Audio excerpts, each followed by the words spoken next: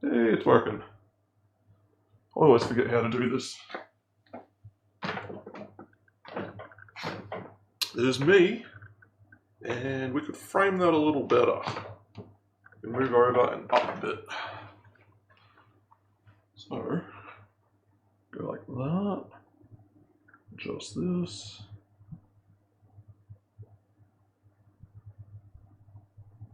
That should work a bit better. About there. Alright. See if we can get the laptop working. Oh, it's working. Everything's working. And I'm centered. Centered enough. So if I go over here, yeah, we could go over just a little bit more. Just a smidge. So like there. Getting a bit pedantic, but that's good enough. Let's start this up. We'll go quite slow today. Again, just at a casual 3 kilometers an hour. It's like a shuffling pace. Oh, this is all mixed up. Oh well. You know what? I can just fix it by ripping it out. I think it's got to get twisted around a bit. Yeah, that's all it was. Shove it back on there. Alright, we're good. Now let's check if my audio's working alright. Damn, this is slow. Bump it up. There we go. Alright, here's the video I want to check out. It's about... I just saw this in a comment from, what was it? It was one of Connor's videos where he was talking about potentially making like a guide to starting, like how to set up your audio and video and all that stuff. And then someone asked me, oh, have you seen this dude's thing? So I searched it up, it looks like an interesting video, so I want to check it out. So, let's find out what he's all about. An hour and a half, I'm going to be wrecked by the end of this. But fair enough, let's go. Hopefully everything's working good, it seems like it's alright. Oh yeah, also maybe bring up chat. Not a bad idea. Kind of an important thing. Should be good. Alright, let's go. So, the video is this guy streaming for 100 days, basically 3 months. A little bit over 3 months. And I don't know if he's starting from scratch, but we'll find out. Hey, it's him, it's the guy. This video is the end product of a 100-day experiment spanning 500 hours of live streaming, which generated 56 million minutes of content watched, 416,000 unique people joined, and around 750... another source, but we'll see. We'll give him a chance. Might be pulling someone over from his YouTube audience. 1,000 chat messages were sent. And I did this experiment because I wanted to understand the live streaming world better. You see, this is the most in-demand job for a majority of school children almost worldwide. In the 80s, it was rock star. In the 90s, it was footballer or movie star. Early 2000s had the rise of the reality TV star, and the 2010s saw the start of the online media saga. And now the most desired job is simply influencer. Now, I can answer questions about YouTube all day long. But when someone asks me about live streaming, specifically Twitch, I am just far less knowledgeable. And as a former teacher, I used to tell my students if they ever asked me something I couldn't answer, I would do my best to go away, learn it, and then report back to them so we could both grow together. So I thought, why don't I just do that here? I decided I would finish whatever YouTube projects I was working on at the time, and then I would spend the next 100 days focused entirely on live streaming, either doing it or researching it. I would chronicle the highs and lows of that 100-day journey, and this is that chronicle. I'll cover the mental side of streaming, the relationship with the audience and with other content creators, and the benefits and downsides of being a champion of a game or a cultural ideology. I'll look at why people want... normally there's a way to just click a button and it does it. Or, here we go, play ad. Let's try it. Failed. Awesome. Technology, so useful. Streams at all. How this has changed me as an individual and as a content creator. If you're thinking about streaming full-time, I hope this video helps answer some questions you may have or prepare you for the challenges you may face. And if you're not thinking of doing that, I hope this is a whelming 90 minutes of background noise. So let's start at the very beginning. Grab a drink and put this on your second monitor or phone while you're doing other stuff. We're going to be here a while. As usual, a massive thank you to all the supporters on Patreon and everyone who subscribed on Twitch over the last 4 months. All 6,500 of you. More information on how you can support at the end. For now, let's begin. On the 2nd of February 2026, I uploaded the video Why Does This Keep Happening to my main YouTube channel Josh Strife Hayes. My second channel, Josh Strife Plays, covers mostly single-player games with a lean toward classic RPGs. By all metrics, these are 2 very successful YouTube channels. All I needed to do is keep creating the content for both of them, giving the audience of each what they want, and everything would be fine. If it ain't broke, fix it till it is. So you'll notice there's an almost 3 to 4 month gap on both of these channels with no content. This video is why. I see modern content creation as broadly split between 3 main disciplines. I'm just going to step away for 3 months. You're risking quite a lot there. Like, there's no guarantee that you can pump some life back into it when you come back. Fast-paced, short-form content served by sites like TikTok or Instagram, long-form scripted, edited content which is usually found on YouTube, and live streaming with sites like Twitch, Kick or Rumble. Each discipline serves different audiences. TikTok's short-form audience tend to be younger. Millennials love multi-hour-long video essays on games they'll never play. Live streams are split between both depending on the vibe of the stream and the connection to either the game, the streamer or the situation. Now, I'm not a short-form creator. I have no interest in making that type of content. I do long-form scripted and edited videos, but before doing YouTube full-time, I was a theatre actor, and before that, I was a drama teacher, and both these backgrounds could work well with live streaming, interaction, and improvisation. But as a creator, as somebody who comes from an acting sort of background, like that's perfect for stream. You're already used to an audience. You already know how to roughly entertain an audience. It depends on the type of acting. You know, like if you're just reading from a script or whatever, or you're learning your lines, that type, like it probably doesn't carry over that well. But you'll know how to hand things up, and that's like probably a big factor in drawing an audience or keeping them entertained. I'm aware that audience demands change, trends come and go, advertising revenue is volatile, and while I have no intention of stopping my work with either channel, no channel lasts forever. So, January 2026, New Year's resolution. I decided to dedicate 100 days, 3.5 months to full-time live streaming. I didn't tell anyone I was doing this because doing so would defeat the purpose. If people know there is an end point to an experiment, they prepare for the end point and they don't join. I needed genuine reactions. So welcome, I'm Josh Strife Hayes. I Twitch streamed full-time for 100 days. Was it worth it? Let's find out. Let's start with a really strong disclaimer to repeat something from the intro. This video isn't a rant or a complaint. I'm going to cover the negatives and positives of everything that I experienced. I want this to be an honest analysis of my 100 days, the good and the bad. And the one thing you'll quickly come to discover if you do live stream as a job is complaining about anything to do with streaming will be met with people telling you to stop complaining. Especially if it's like coming from something that they're being entertained by.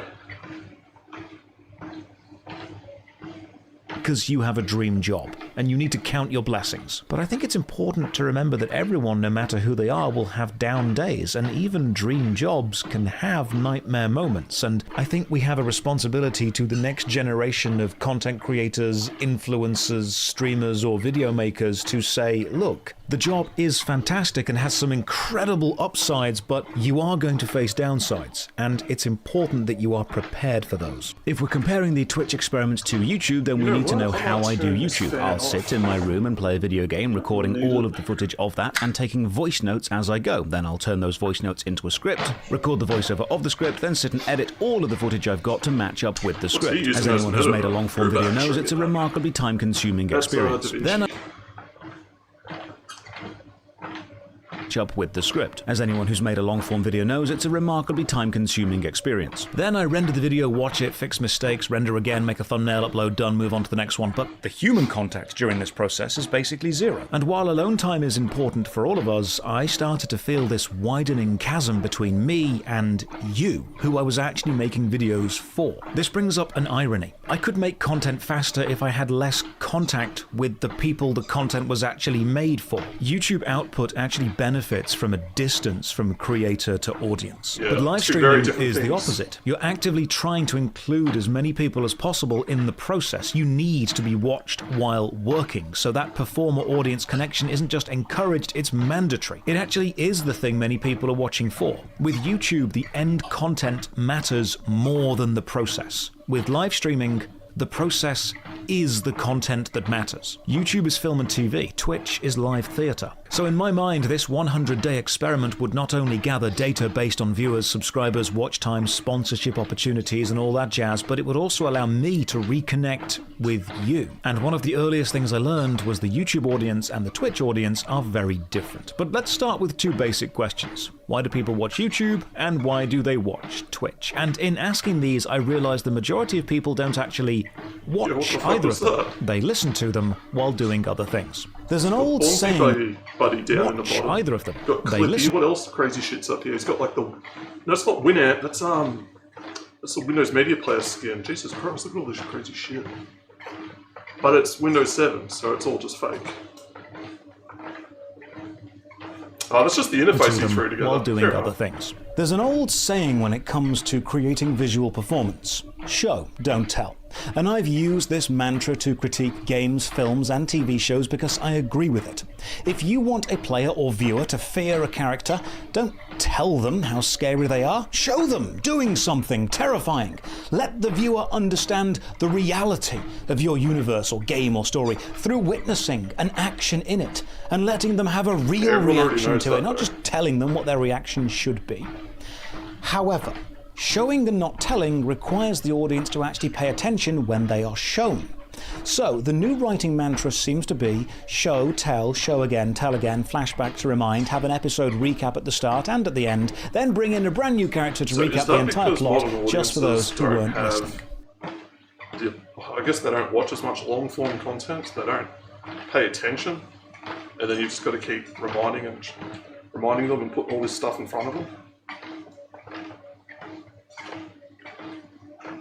If you've ever wondered why shows Basically, like the brain rot Stranger has changed the Things or audience. later seasons of Reacher or The Boys seem so Yeah. focused on constantly reminding the audience what's going on, as if they weren't even watching, it's Whereas in because the most of the past, audience weren't even watching. You know, you'd have like a quick But how recap as a new, like a serialized show would be going on, and you'd have like whatever happened in the last episode, and they'd maybe like quickly run you up at the beginning of the next episode, and then that was it. You just jumped into it, and they didn't go back and keep telling you stuff. You just sort of had to be on the ball.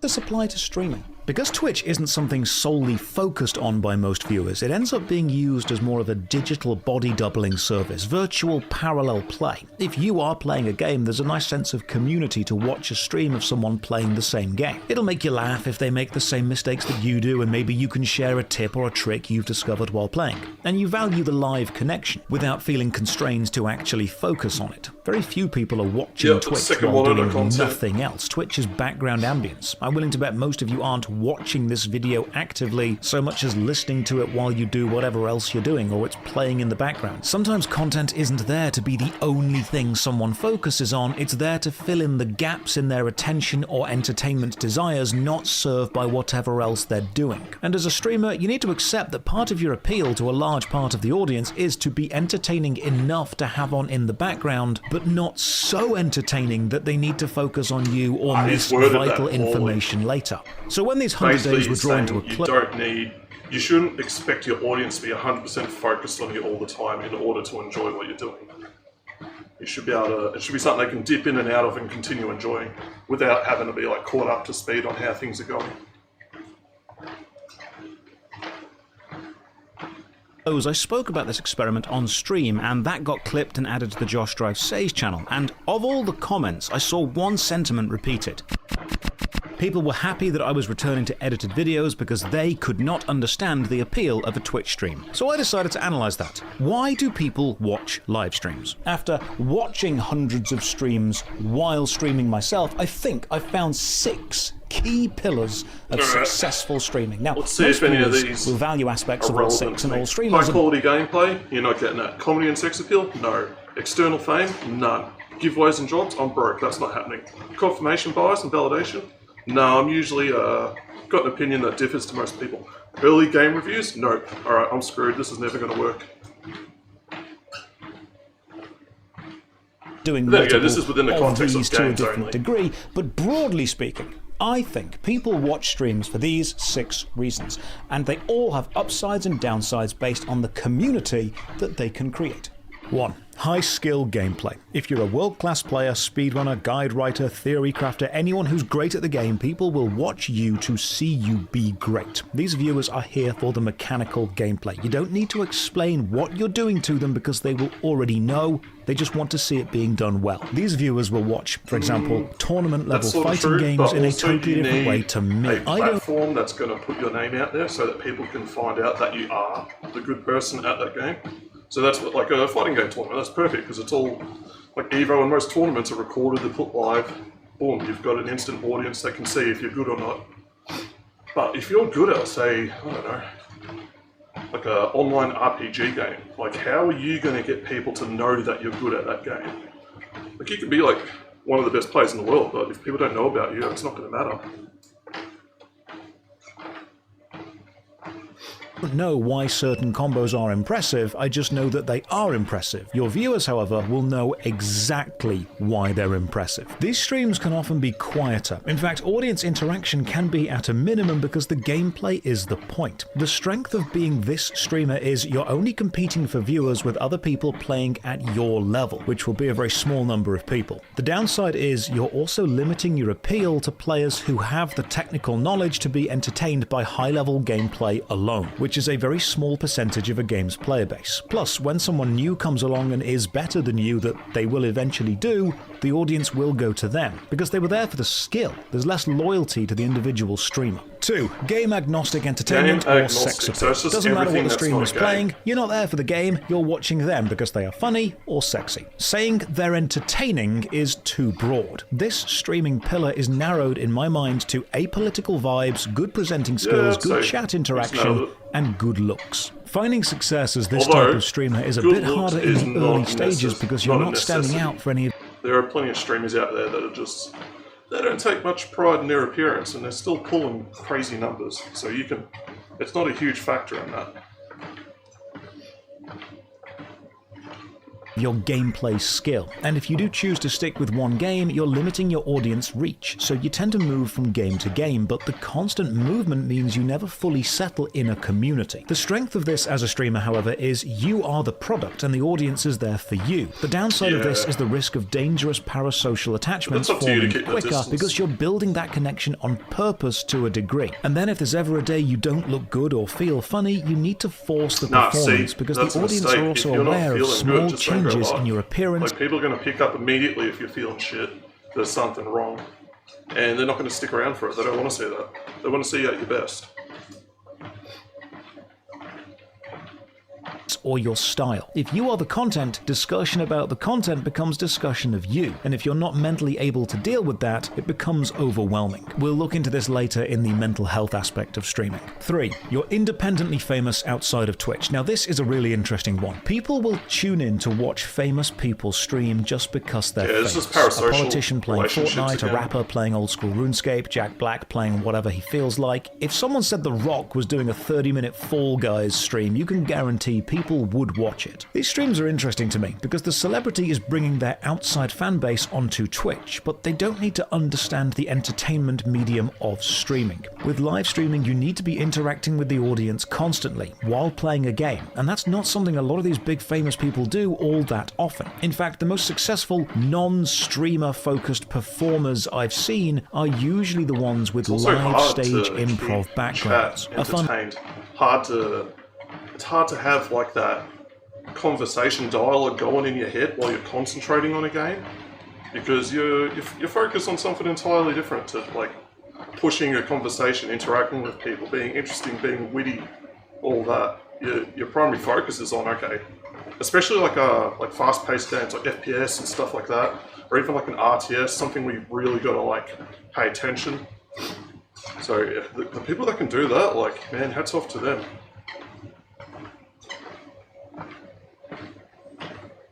A personal example was when John Robertson of the Dark Room fame and I played Borderlands 4 together and had a great time. We're live, baby. Okay. And also, like, what do you call your fans there, Josh? What do I call my fans? Parasocial. How does he even know what that is if he's not part of this whole side of content creation? Oh, that's fucking... Yo! The strength of this pillar is, if you're famous, people will watch you do anything. And I benefit from... Are you still at the airport, man? Yeah, I just went live before. I don't announce when I go live. I just go live. The Rice Shogun said, I'm also working out as well. Oh, nice. Oh, you found a gym or something at the airport to kill some time at. That's always a good way to do it. I'm just watching a video at the moment. It's this guy's, he's a YouTuber with a big channel, and he wanted to try Twitch for 100 days. So that's what he's done. He's stopped making videos for like 3 months.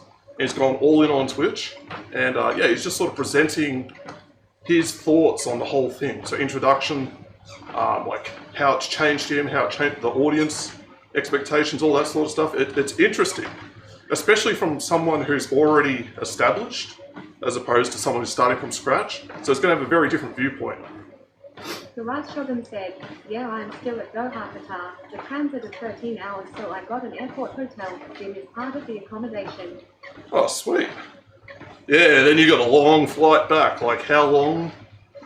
My mate flew from, where was he? Edinburgh in Scotland to Melbourne. And I don't think it was, no, I think it was just a direct The Rice flight. Shogun said, Josh Strife. Yeah, that's Yeah, him. I heard of him, saw a bit of his videos. I've never heard of this guy. I found this video because Connor did a video about sound equipment and setting up for a stream. And someone said, oh, hey, have you seen this guy's thing? And that got my interest, so I searched it up. I'm like, oh, this looks interesting. So I'm just checking it out now. And yeah, the first couple of minutes has got me hooked. It's interesting. But yeah, my friend, he flew from Edinburgh to Melbourne, direct flight. It was like nearly 20 hours, something crazy like that. And then he didn't even go home when he got back. He just went straight from the airport to the pub where we were and just kept drinking. Dude was a psycho. That too, to an extent, because a lot of my Twitch audience find me from YouTube, and while Twitch and YouTube seem like two sides of the same coin, it's still an outside audience. The downside of these streams is it can feel like a gimmick. If you know the celebrity isn't going to stream again, or even care about... Oh yeah, that was a while ago. Oh, okay. Yeah, I find the whole thing interesting, man. It's a whole new social dynamic that's kind of popped up. But I think people can navigate it however they want. It's just interesting to see how everyone handles it. And this guy's coming in with like a big platform already. People that have been watching his stuff for years. So yeah, we'll see how he handles it.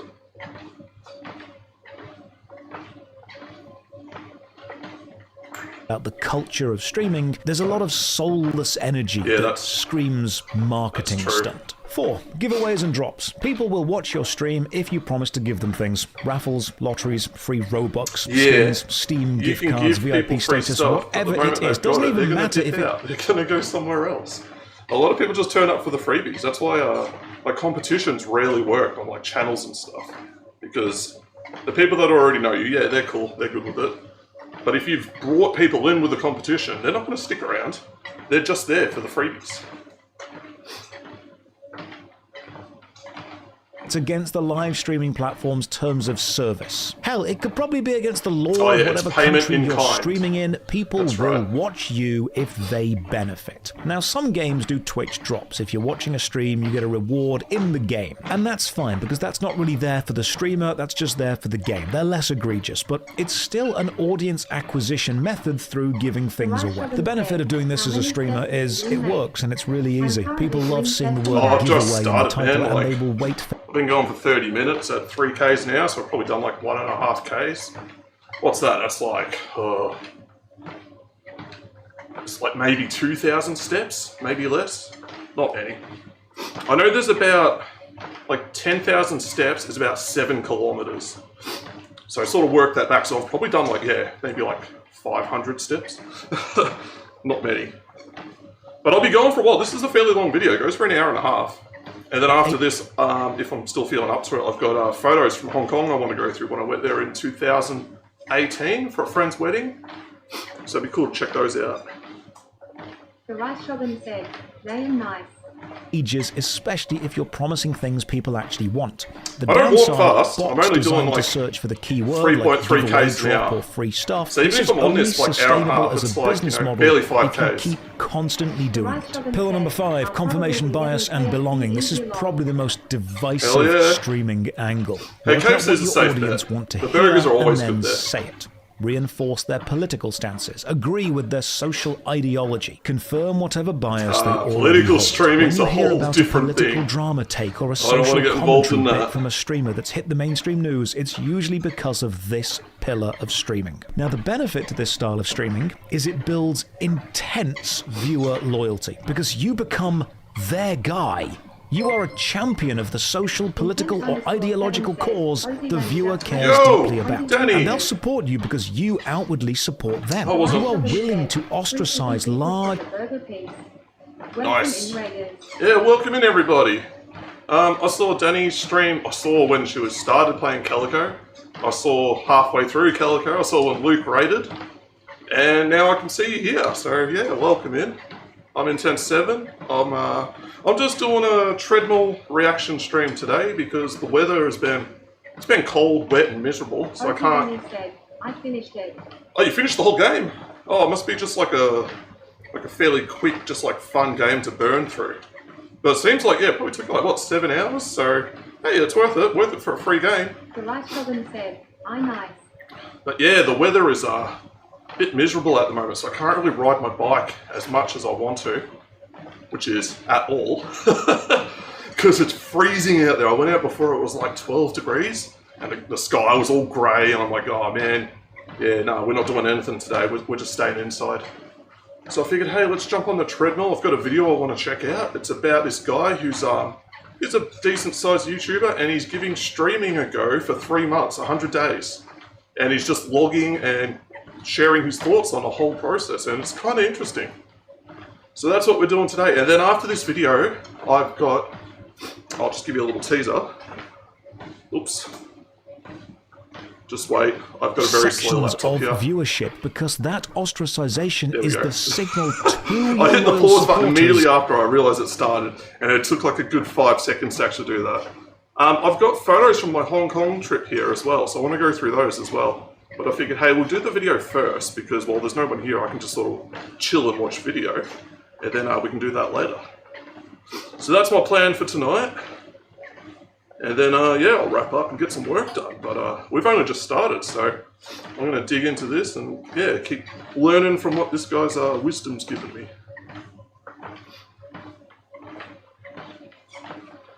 That you are their champion. The downside of this type of streaming is constant reinforcement of beliefs can lead to a downward spiral where you slowly begin to appeal to a more extreme element of society. It locks you into a persona. He's and talking makes about political changing your streamers mind right now. or airing any dissenting positions from the accepted groupthink dangerous, because your audience is there because they agree with you. And if they stop agreeing with you, they stop. Now imagine riding a watching. bike And the doing sixth and final 30 pillar k's is an hour, also having the the most wind hit your boring. face when it's like 14 degrees out there. It's not fun. It's not comfortable. So yeah, you can see why I'm staying inside at the moment.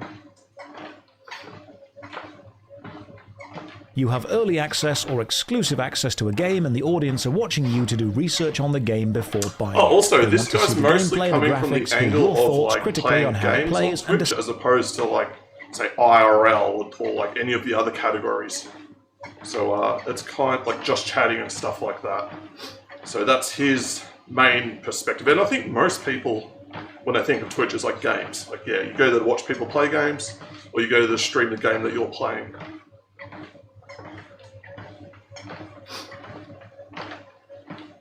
decide if it's worth their time. This is why so many streamers jump on new games or early access. The benefits of this are you are joining a gold rush of streamers every time a new game comes out to gather up new viewers who may not discover you any other way. And if the game does end up becoming successful, if you're there as an early adopter, you can rise to fame along with it. We've seen lots of streamers main one game when it's not popular, the game blows up, and then that shoots the streamer into superstardom, like Ninja with Fortnite. The downside is if the game isn't successful, any viewers gained from it may leave unless they enjoy the stream for other reasons, and any time spent...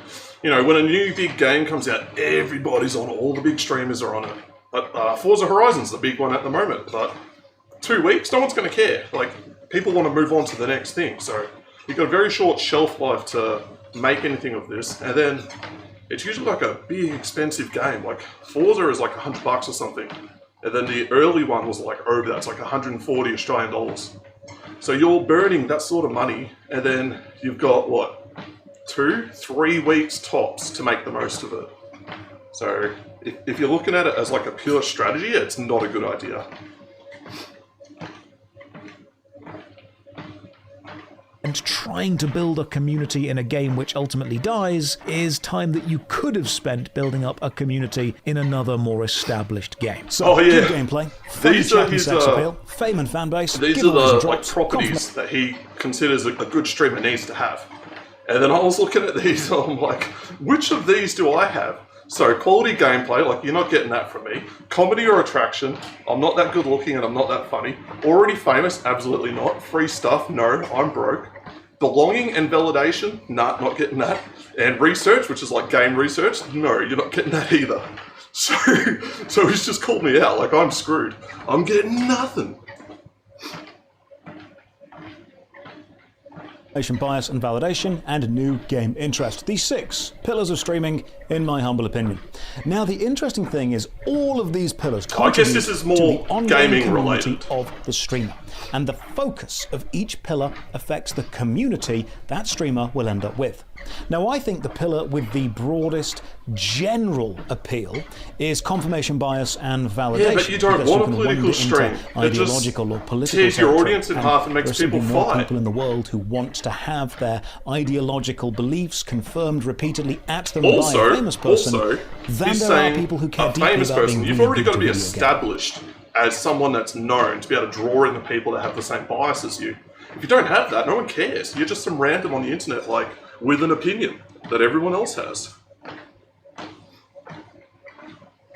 But one thing I have learned about live streaming is that while this is all very popular, in a bubble, it's still very niche. It's still nowhere near mainstream. Viewers who are more enfranchised in the online content world often see content platforms as equal. If your personal rotation of digital media is YouTube, Twitch, Kick, Insta, TikTok, or Twitter, you're going to assume most other people interact with one, interact with all of the others. And to this end, Twitch and YouTube are often discussed by people who use them as two sides of the same coin, equal but different. And this isn't even close to true. YouTube's user base and daily viewers absolutely dominate Twitch. YouTube is mainstream. Twitch, while still the most popular live streaming app, is not mainstream in the same way, even at gaming conventions. I think that's one thing. You can show people something new.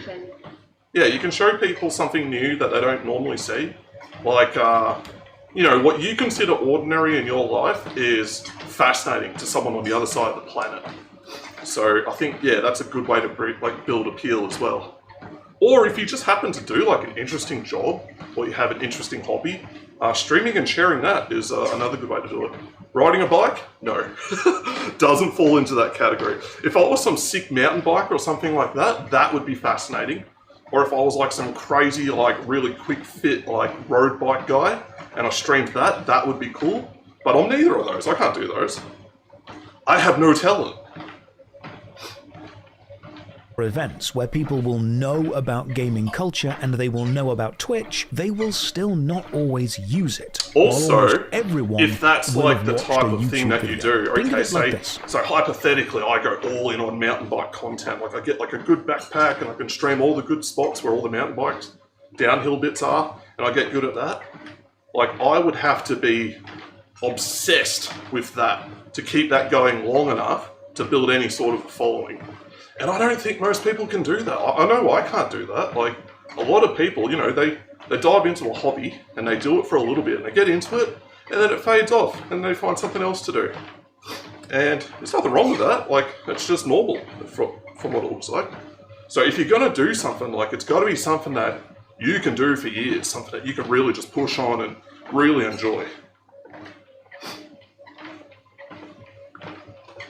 The vast amount of people who engage with any specific media thing, be it a TV show, film, listen to a band, or play a video game, only engage with that on a surface level. They watch the show, they listen to the music, they play the game. And they may enjoy doing these things, and they can call themselves a fan of the product, but the enjoyment is of the product, and that's it. If you join a forum to discuss a TV show you've seen, if you go and see a band in concert, if you start watching meta guides about a video game or reading the wiki, you are actually far more invested in that thing than the average enjoyer. I asked a few community manager friends of mine if they could share some numbers on fanbase interaction within their game. And the numbers they all shared 80-20. matched up with something called the Pareto principle, which is one of my favorite mathematical constants.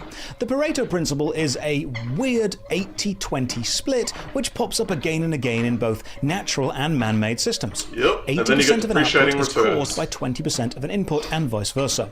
On average, 20% of a business's customers will make up 80% of their revenue. 20% of your carpet at home gets walked on 80% of the time compared to the rest.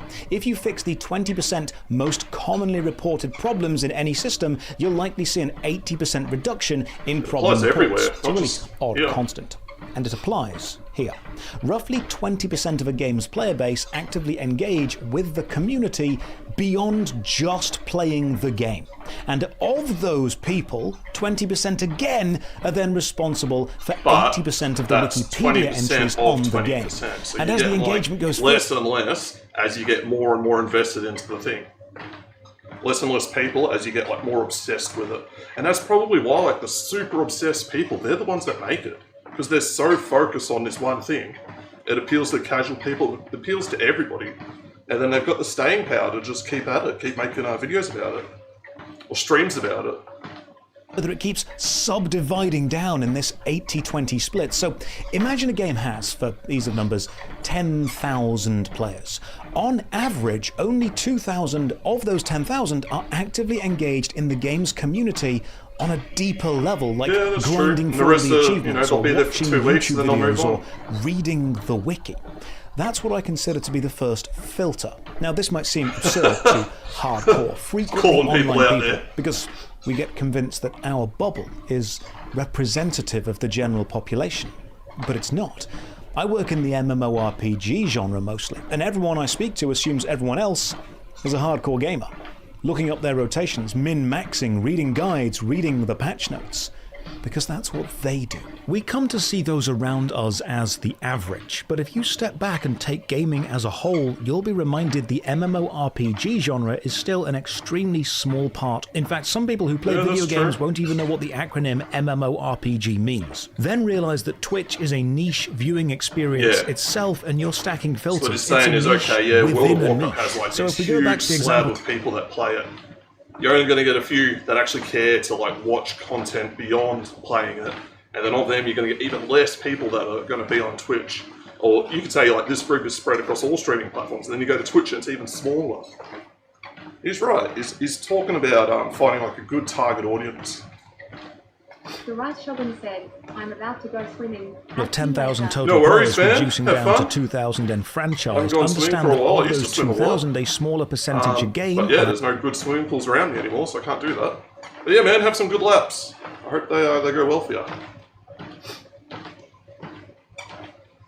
Average around 20% will actively seek out live streams of a game, so around 400 people. Then consider those 400 people are going to be spread around the world and not all active at the same time or speak the same language, and your live stream only appeals to a small section of them. Filters within filters. But let's say somehow you manage to magically capture all 400 of those hypothetical people as viewers at the same time. You do not Dubai, I think Qatar. He's up there at one of the airports on the way back from the whole TwitchCon thing. So he's got a bit of a layover. Yeah, he'll tell you. Doha Airport. Doha Airport. That's it. Ozzy Danny said, not now have a Yeah, balanced, so varied cross-section of that game's player base watching you. You instead have 400 of the more dedicated, invested players, and both the streamer and the audience There we go. often forget this. So as a streamer, this brings a strange risk. You've already filtered My your phone kept viewers coming up and with like a thus little your daily prompt interaction saying, "Oh, with do a you want to game's transfer player data? base Do you want to to charge the it?" more I just had to fix enfranchised it. side. You can then begin to assume anything your viewers complain about are complaints shared by the player base as a whole, when they might not be. Oh, it You can see depends on your situations, body either clock. YouTube videos or Twitch streams, Maybe he's saying already used to, everyone the hates European this. body- Players are body leaving time. in droves. And then you get back to Australia and it's like, you can't sleep, you can't do anything, you might as well hit up the gym and go for a swim. They've destroyed this build, they ruined the game, and because you are existing and working daily within that filtered bubble, the microcosm of invested players, those issues become the issues of the game, the only ones you think matter. But if you were to step back and zoom out and look at the Depends original on the 10,000 players we started with, almost 80% of those players wouldn't even This is be heated, aware and then there's anything like had the changed at all, unheated because pools. they're Unheated not pools are reading the awesome to patch swim in. notes or playing the meta or watching Because your videos. body They just heats turn the up as you're console or doing the PC on, exercise play the anyway. game for a bit, and then turn it off and go and do other stuff. If you're watching just The IRL Sims? live streams and talking to other fans of those streamers, you may assume Nah, that couldn't be. everyone in the world knows who those streamers are and care about the drama they're involved in when they just don't. The vast majority He'll survive, of people he'll be in the fine. world don't even know who the most famous streamers are. More people watch YouTube than Twitch, and a huge amount of the world doesn't know who Mr. Beast is. So you're streaming and engaging with a rather limited audience already, which can give you a warped view of what is normal, but then geography limits it even more. Consider time zones. That's true. If you're not streaming when someone is awake, they're not going to watch you. The day of the week and the time of the day matter hugely. We can see that weekends get way more viewers on But average, and this on the makes sense. weekend, People are off work and everybody's school. But streaming. then you need to get so you're specific. competing with all these people for a limited amount of time. Doesn't necessarily mean it's a great time to stream. On which demographic you want and what that market want. I know it seems a little soulless and corporate to reduce viewers down to market demographics, but when it comes to geography and money, you kinda have to. If you're streaming when it's 5 PM in London when people are home from school and just finishing office jobs in the UK, it's midday in New York, so you'll be getting a UK and mainland Europe viewer base, There's a but lot more lacking people in in the America. Americas. But why does that matter? I once had a marketing agency approach me to sponsor a video and then do a sponsored stream, and they told me that the budget for my involvement in their campaign was $30,000. That's how much I would get paid For one- if my one viewer base stream. was That is 60% insane. or more USA based. Oh, mate, just However, lie to them. Because my viewer Fake base the is stats. not 60% or more US based, because I stream at normal UK times and so capture a more European audience, that budget for my involvement dropped from 30,000 Still to good numbers. 5,000, because the product they wanted to push was hyper-focused on the US market. And after knowing that, I had to ask myself, Nah, do I need that to would be a change mistake. my schedule to appeal to a different demographic? I think this Now, is I a didn't end problem up going that with the crosses campaign, a lot and of I people. haven't ended It's up like, changing. do I hyper-optimize for money? And then while you do that, you're sacrificing a lot of other things. I think you're better off trying to strike a balance. You do what you want to do, the stuff you enjoy, at the time you want to do it.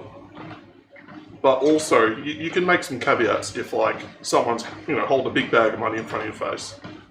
But don't optimize from the get-go for money. That's just... People are going to smell it. They call it commission breath when they know, like, oh, yeah, this guy's just chasing the cash. He's just chasing a sale. That's not the right way to do anything.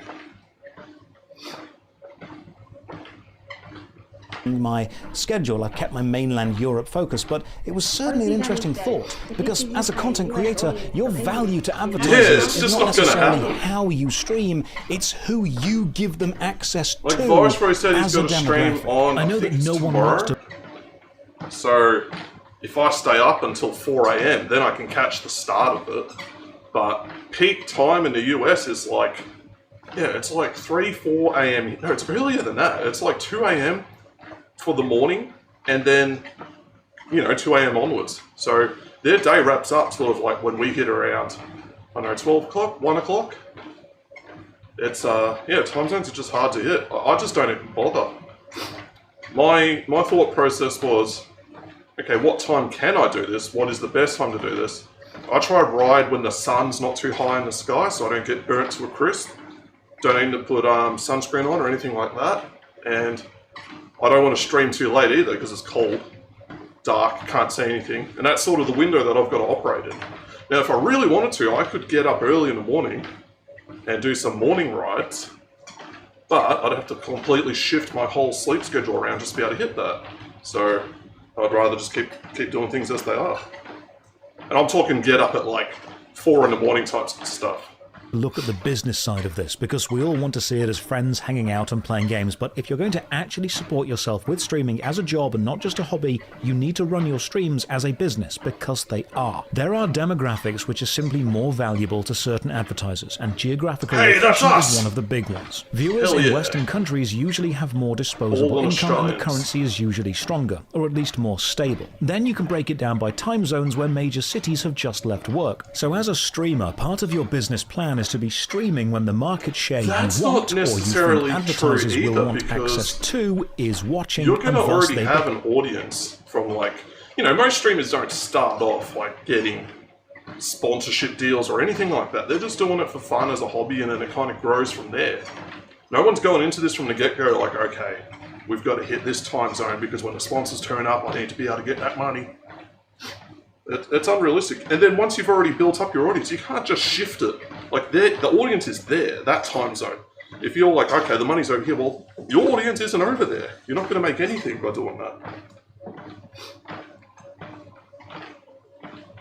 Your audience. Now, this is not saying that European or Asian demographics have less value, just different value to different companies. And paying sponsors, of course, know this. YouTube, however, doesn't really have this problem. If you put a video out, people all over the world are going to watch it whenever it suits them. Now, as we know, clips of streams and entire unedited VODs can be uploaded to YouTube, but you're losing the live appeal of Twitch if you do that. This means hours spent working on a YouTube video can retain their value for your audience globally, whenever the audience is ready, but hours spent live streaming actually have increased value for people who are able to join live, and advertisers know this. So one of the common questions I got during the whole thing was, why don't you just do YouTube and Twitch both full-time at the same time? Now, there's a reason you normally don't see people doing 8-hour Twitch streams and putting out multi-hour-long edited scripted videos, and it's because the time you'd spend doing one isn't really productive to the other. When I'm playing a game to review it for a YouTube video, I'm usually capturing the footage of that gameplay at a decent resolution and frame rate. I'm focused on the gameplay, and my attention is entirely spent on analysing and critiquing the game,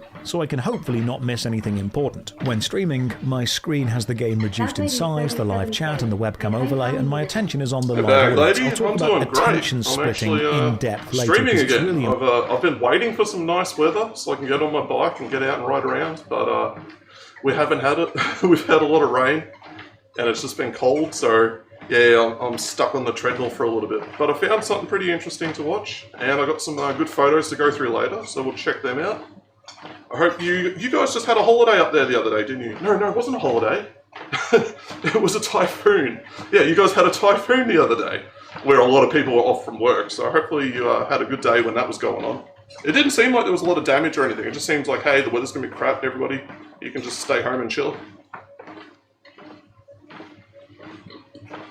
Important, but that brings up reaction content, because the longer you spend on Twitch, the greater chance you'll come across it eventually. And this is honestly one of the few ways that you can full-time Twitch stream and put out scripted, researched, and edited high-quality videos. You can watch other people's videos, give your input live, then just re-upload the thing wholesale. Now, reaction content is a whole topic itself. Holiday to typhoon because a lot of people got the day off from work. So I figured, it's basically a whole, like if it's a typhoon and it's like a weak one and it's not causing any damage and you still get the day off from work, that's a holiday in my books, 100%. Mark Viper AU's entire series breaking it down. I have a small appearance in the videos talking about the positives and negatives of this content, because I've benefited and suffered from it too. It's all in there. For now, let's get back to the 100 days Twitch streaming experiment. Bro, don't just let the dog lick your head. Their differences do reward consistency, and the audience want both quality and frequency, which can either mean making a video from scratch every few weeks to a month, or streaming for several hours on a given day. You can do one of these really well, or both of them worse. But now we move on to your place Yeah, within the that's streaming in landscape Australia. if you In do Japan, they start don't to have see a level of yards. success. There's nothing to tie down. So, you know, like, so long as you've got those little barriers on your windows, the shutters, like, you're good.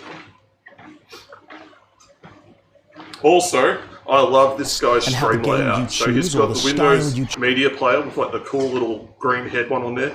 He's got a Clippy with some bullshit on there. He's got Bonzi Buddy on there and a whole bunch of other crap. 7 said, "Fact, I don't even have the barriers on my windows and I would like bring it." choose to stream in can end up consuming you. Or, equally, it could end up with you representing But it seemed like a fairly and then weak all one, the so it was qualities good. that go with it get imbued into you, both good and bad. For example, I was there for a let's say you typhoon in choose to stream 2014. an As I was unknown about to brand fly out, new there was a game. big typhoon rolling in. And yeah, we slept through it as it hit initially, and then it would pass, there was the middle, and then it passed over again. And as it was passing over the second time, like the bottom part of it, that's when my flight was. So I was on the last flight out to Melbourne, and then they cancelled the rest of them. So my friend, he couldn't get on that flight. But what he did get was like an extra 3 days over there, and Jetstar just paid for the whole lot. It was fine. I did the open other Cat side 4 of sounds it, pretty that's the serious. last thing. Yeah, otherwise you're going to lose your roof. So good idea to do that. I mean, we get some pretty serious winds here. We get winds up to like 100, or gusts up to 160 k's an hour, which is like 100 miles.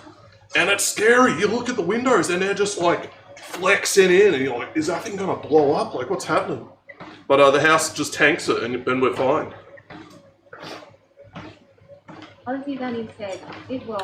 Not just to that view. Yeah. You haven't just affected that viewer's view of you, but also now of the game. The cops who's torn like 300 kilometers an hour. It's just a white and yellow blur the face of the player because it's like getting and your pushed along by the actions impact cyclone. that player base as a whole.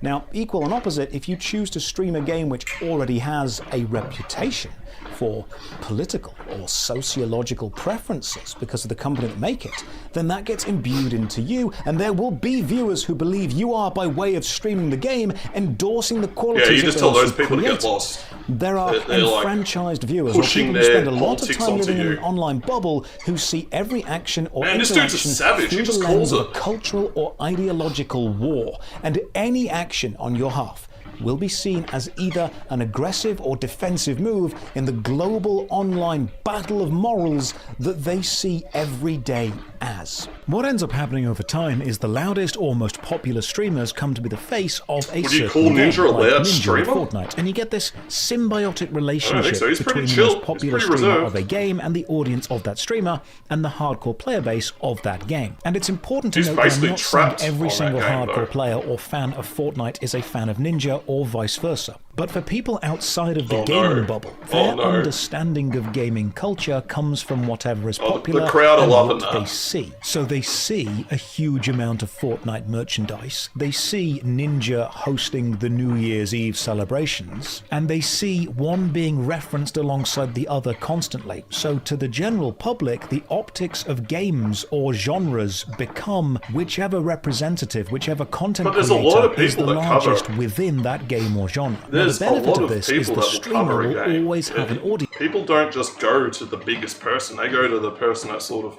their personality like blends with the best. So I kind of disagree with what he's saying there. I don't think that everybody thinks that. I don't even think the majority of people think that like a game, somebody like a content creator who's focused on a game, popular within that game, they're automatically like a spokesperson for the politics of that game or their own politics.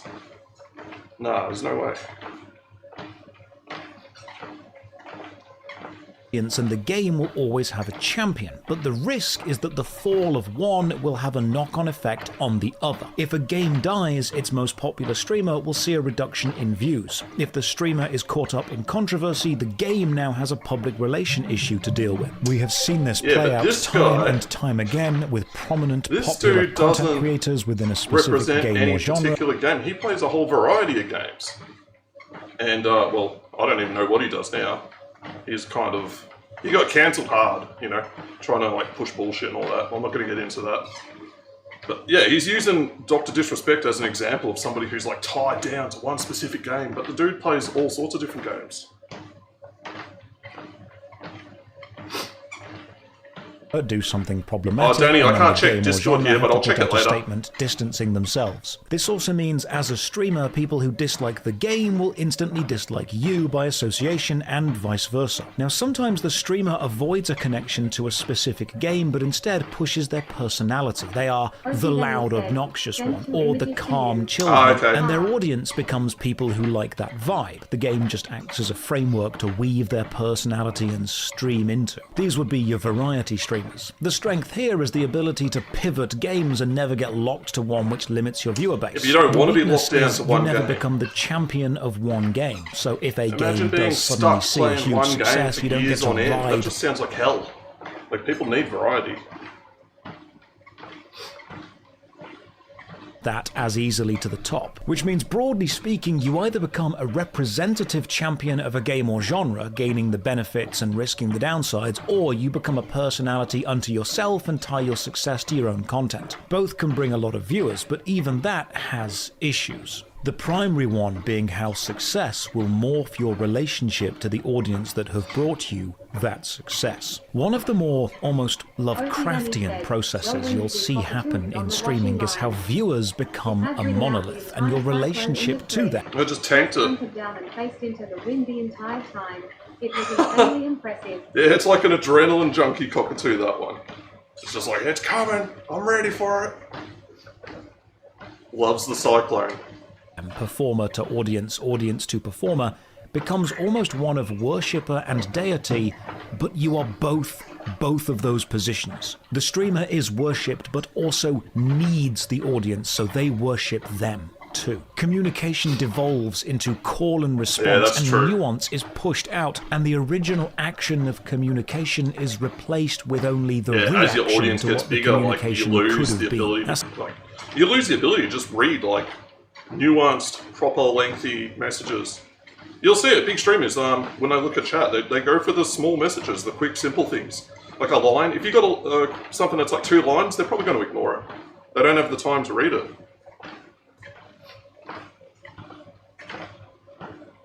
Sounds weird, so let me explain. When you start streaming, statistically, you won't have There's a anyone lot. watching you. The number of 0-view streams on Twitch is huge. If you have more than 11 viewers consistently, you're already in the top That's a 3% misleading of stat, Twitch. If because you there are have more than so 40 many viewers, like you're in the channels out there that have gone live once and then just disappeared. You know, or people have done it for like, you know, they tried it for a little bit and then they quit, and then that's, you know, that's like the 97% down there. Of active streamers, if you're all getting like 10 average viewers, you're not in the top 3% at all. There's no way.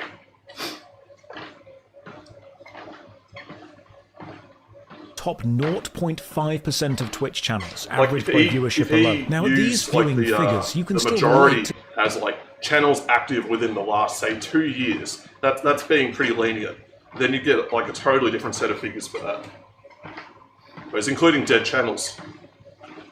Each viewer as a person. These view numbers also allow you to have more intimate personal conversations, not about topic, but about energy and focus and personalized responses. You're talking to them as an individual, and they're talking to you as an individual. And some viewers love this type of stream. But as you get into the low hundreds of views, it begins to shift. We The saw chat this with starts Pete, to as he move grew. faster. And while you may still be able to pick out regular viewers' usernames, you start to get people who type and then you can't reply to, so they don't type again, and they feel ignored. At this stage, you may still be able to see everyone in the stream as an individual viewer, there are just more of them. Conversations don't flow as easily, but they can still work, and you may need to scroll the chat back up if you miss a message while focusing on a hard bit of a game. Oh, But that's when just you break chaos. the 1,000 viewer barrier, and then as you close in on 2,000 or 3,000, that personal connection begins to break down substantially. And while you may spot familiar it's usernames, impossible. you can no longer track everyone's different social handles. We've shot past the digital equivalent of Dunbar's number, and relationships are no longer personal and intimate, but more performer and audience. You can't really read long, detailed messages as well before the chat is pushed up and off the screen. So this is where communication Yeah, goes and from that's the being crazy thing. personal You'll get to people that are being really good at the performed. personal But I said, side of look, things,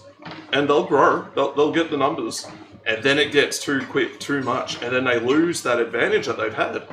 So it seems very difficult to make the transition from like small personal streamer to like you're entertaining a whole group of people. Oh shit, the sirens I was hearing just after Ruth's raid. Apparently a house fire in the street behind. Oh damn! Go get some photos of it.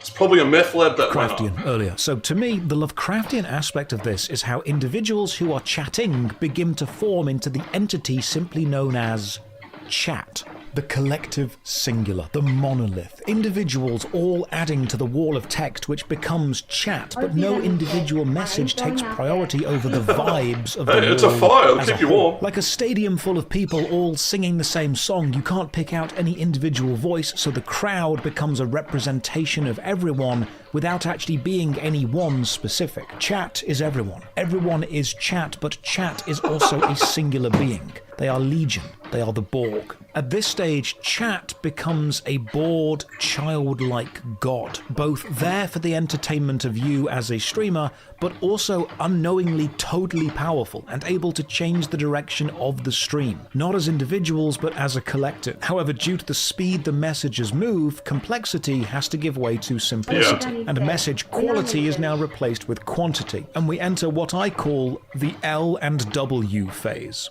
If the chat was mostly L's, while I didn't know exactly what I was doing wrong or which individual I had hurt, I knew I was losing the audience. We don't really as see a lot of that though. The whole W's L and was on the W right thing. track. Like, I mean, at least the people that I watch, like, people don't really blast that in chat.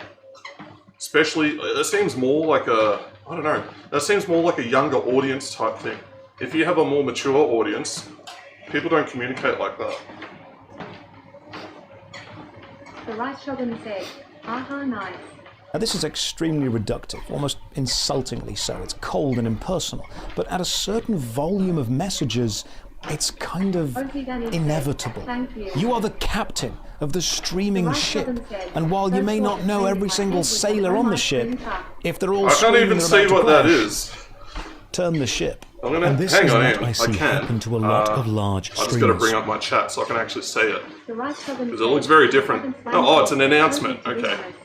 On my phone, it looks so different to that. Like, this is what I see on the phone. Hang on. Yeah, like that. I don't know if you guys can see it. But then the actual chat thing's different. Nice Shogun comment. I just saw it highlighted and it had like a little thing behind it. I'm like, I haven't seen that before. What's that?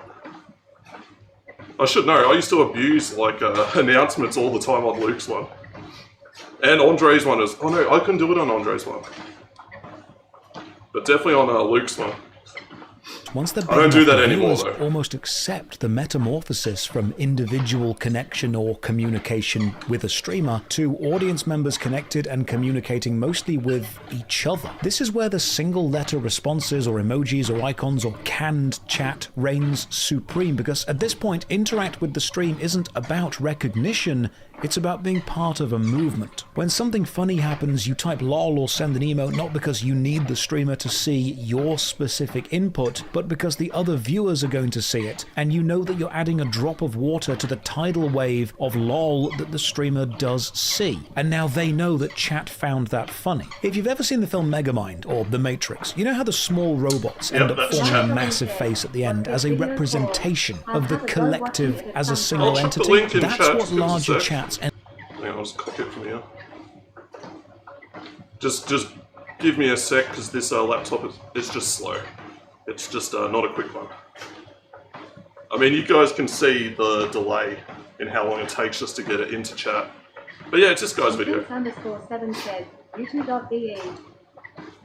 The Rice Shogun said, all good. It's interesting, that's why I put it up. Usually I won't watch like an hour-long video on the treadmill. It's a big commitment. Plus it gets longer as I pause it. Like, it's been going for 36 minutes, and but as a streamer, stream's trying been to going an hour talk 10, to so that size of yeah, we're gonna have to chew through this.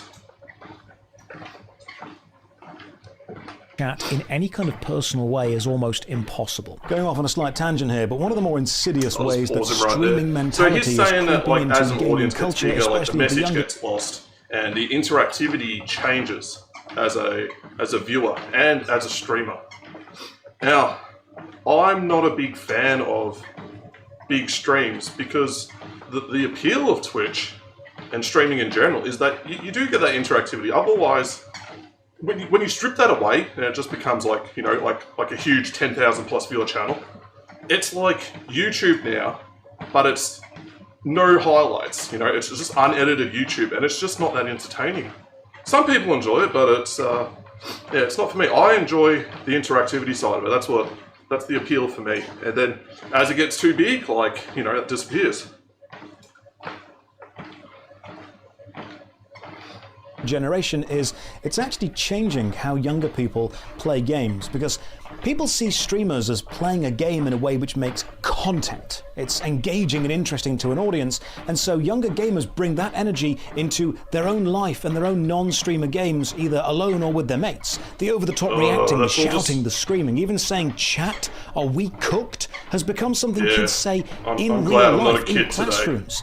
Teacher friends have told me that streaming culture with kids is popular enough that lots of young students are speaking out loud as if they are presenting whatever they're doing to an imaginary audience. We never had anything like was that right. when we were kids. The idea of nobody everything just must be assumed performed. the role of something that they watched, you know?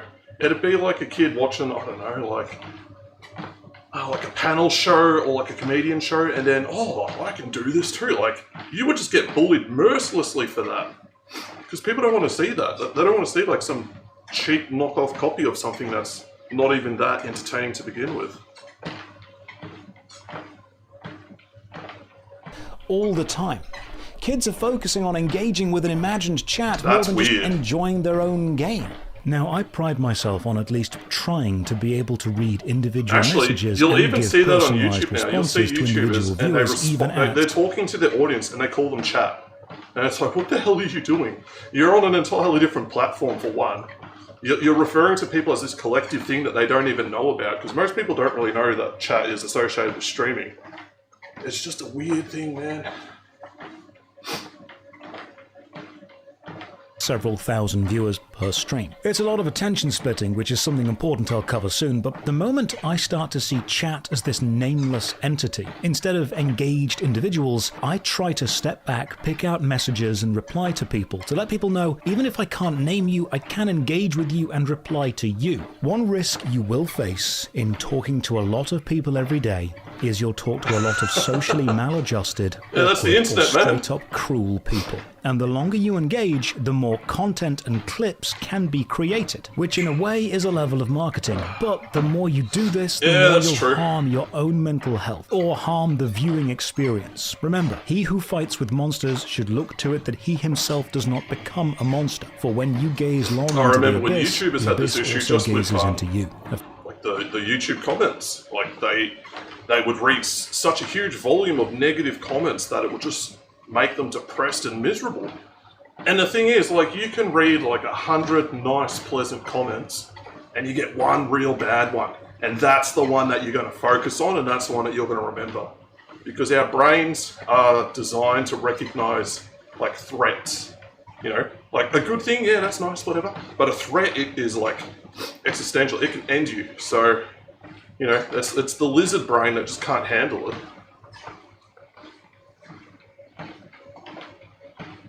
Famous saying by the Baldur's Gate 1 intro movie. Hello, Editing Josh here. I said this video was going to be an honest reflection of my time streaming, so I think this bit matters. While making this video, the Josh Strife Says clip channel uploaded this clip titled "I Can't Do This Anymore." In the clip, I'm playing Darkest Dungeon, and in it, I lash out at a viewer in a really unfair and totally uncalled for way. Watching it back, I can see that my behaviour was unacceptable. Frankly, I was a bit of a condescending dick. And I've left a pinned comment apologising and taking full responsibility for that. Now, I wanted to add this bit, not as an excuse, but as an honest reflection of my own hubris. This happened toward the end of the 100-day experiment. I've been spending so much time every day engaging with people who were either asking repetitive questions or messaging in bad faith or deliberately trying to just be negative. Built what is effectively a toxic audience. He hasn't built like a good, wholesome audience.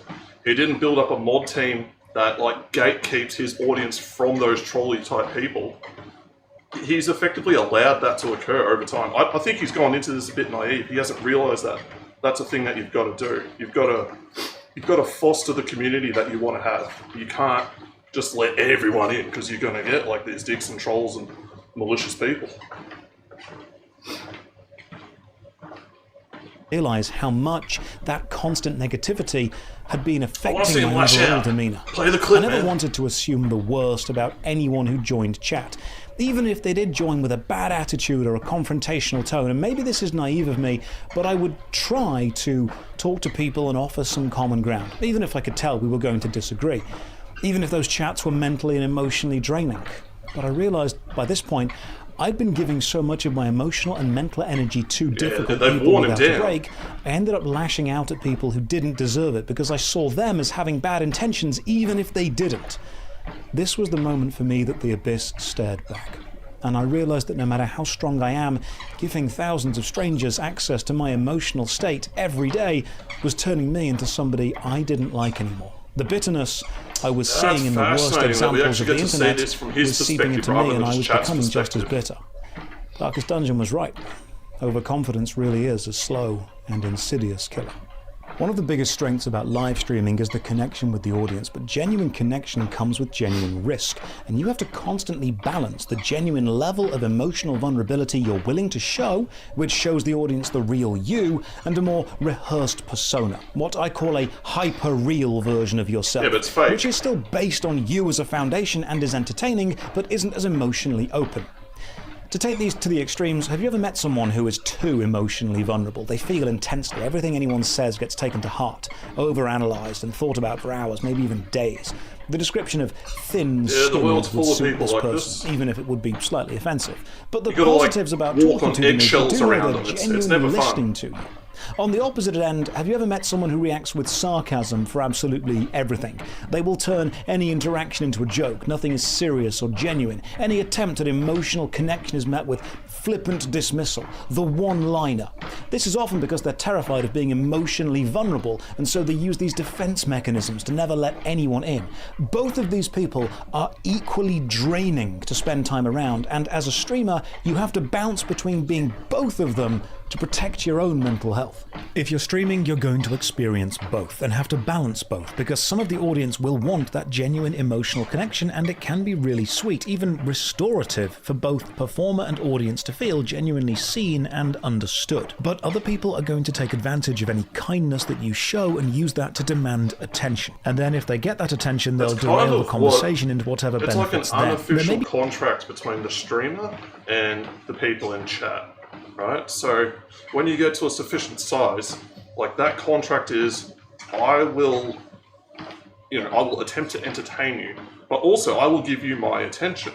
And then chats, a lot of people in chat, like their goal is to get some of that attention. It's like, I want them to respond to my comment, I want them to respond to my joke, that type of thing. And yeah, if you get enough people that are like, someone's got to set the boundary there, and it's got to be the streamer, because chat's not going to do it. So you can't go into this thinking like, oh man, if only they were nicer, if only all these people would if they just knew where the line was. No, that's on you. You've got to set those boundaries, because you're blasting out to the whole internet. You're going to get all sorts of people, so you've got to be prepared for that. Ozzy Danny said, "You're the adult in the room." Yeah, exactly. Like conversations where it's cool, you can entertain chat and all that, but when they start doing things that are detracting from the experience for everyone, you've got to put your foot down. If you don't do that, they're just going to keep doing it. Before you know it, you end up a kick streamer.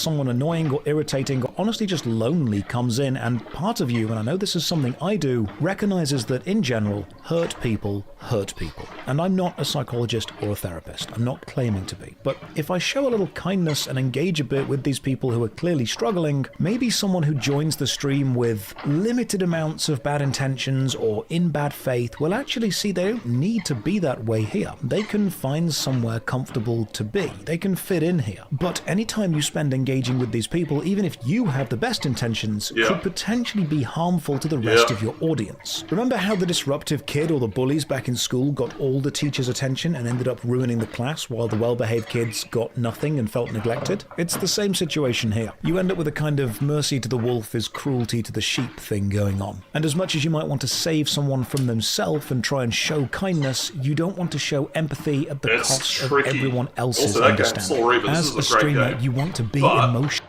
It's tricky to find that balance because, you know, you could be having a bad day and someone comes in with like a bit of a jab comment, you know, they're not being brutally mean, they're just having a bit of fun. And then like they can just get blasted on by the streamer, you know, because it's like the straw that broke the camel's back, they've had enough.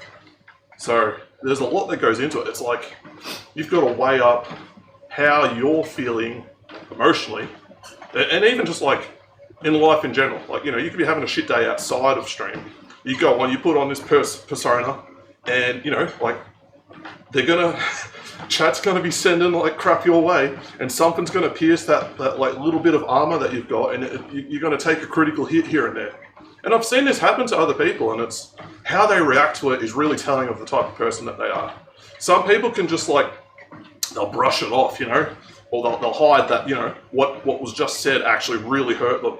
And other people, they just blow up, man, they just full on react, and now you're just giving the person exactly what they want. You don't want to be doing that. Now you're encouraging them and other people to do more of that. Available so the audience can see that you're human too, but dealing with so many people means that you'll need to periodically close yourself off and reassess who you engage with and for how long, to both keep the energy of the stream and your own mental health in check, because interacting with that many people every day will change you, whether you want it to or not. If you've worked in retail, you've probably heard the phrase, "Didn't scan? It must be free," so many times that you cringed at me even saying it here. Or asking a customer, "Anything else I can get you?" And they reply, "Yeah, the winning lottery numbers." Or even, "How about you?" depending on how creepy the customer is. It's the same as cleaning and hearing someone say, "You missed a spot." Those interactions are nothing to the customer. They think they're being funny they're just and forget knee-jerk them reactions, the moment. almost like instinctive, just to fill the void of like no like a silence. That's why they do that. It's just small talk. Don't take it seriously. That's all you got to do. They leave the shop. But to you, every instance is a tiny amount of psychic chip damage. Not enough to register as you gotta have pain, thicker skin but than enough that. to slowly erode. Like a wave battering a rock face, or a stone breaker striking the hammer. The damage is being done, but people only notice when the cliff crumbles or the stone splits. Not understanding it wasn't any individual strike of the hammer that split the stone, but the collective action of all of them. The same is true when a streamer crashes out, and believe me, crash out you will. The choice you make is, do you want to do it on stream or off stream? Do you have the mental resilience to know it's time to turn the camera off and take a moment, or do you want to do it on stream because you know it's going to become a good marketing bit for you? It's inevitable that you will interact with people whose entire goal is to upset you. Adults with the mentality of children, or worse, the active cruelty of unhappy people. And the common advice is, well, just ignore it. But that works about as well as telling a kid to ignore the school bully, because you have to have noticed the behavior or read the message to know that it's something that you shouldn't have noticed and shouldn't have read. And reading the message, even if you don't take the sentiments to heart, even if you know it's something that doesn't matter, will still add a small amount of negativity to your day. And over time, the more energy that you keep giving to negative things, the more bitter you become. And thinking that you are immune to this is the fastest way to exposing yourself to far too much of it. If you, as a viewer, leave a negative comment or send a negative message for whatever reason, maybe you were having a bad day, maybe you're just a bit unhappy, it doesn't even register as online who's streaming or made a YouTube video or whatever. Like, I mean, I think people just do it to get stuff off their chest. He got some good points.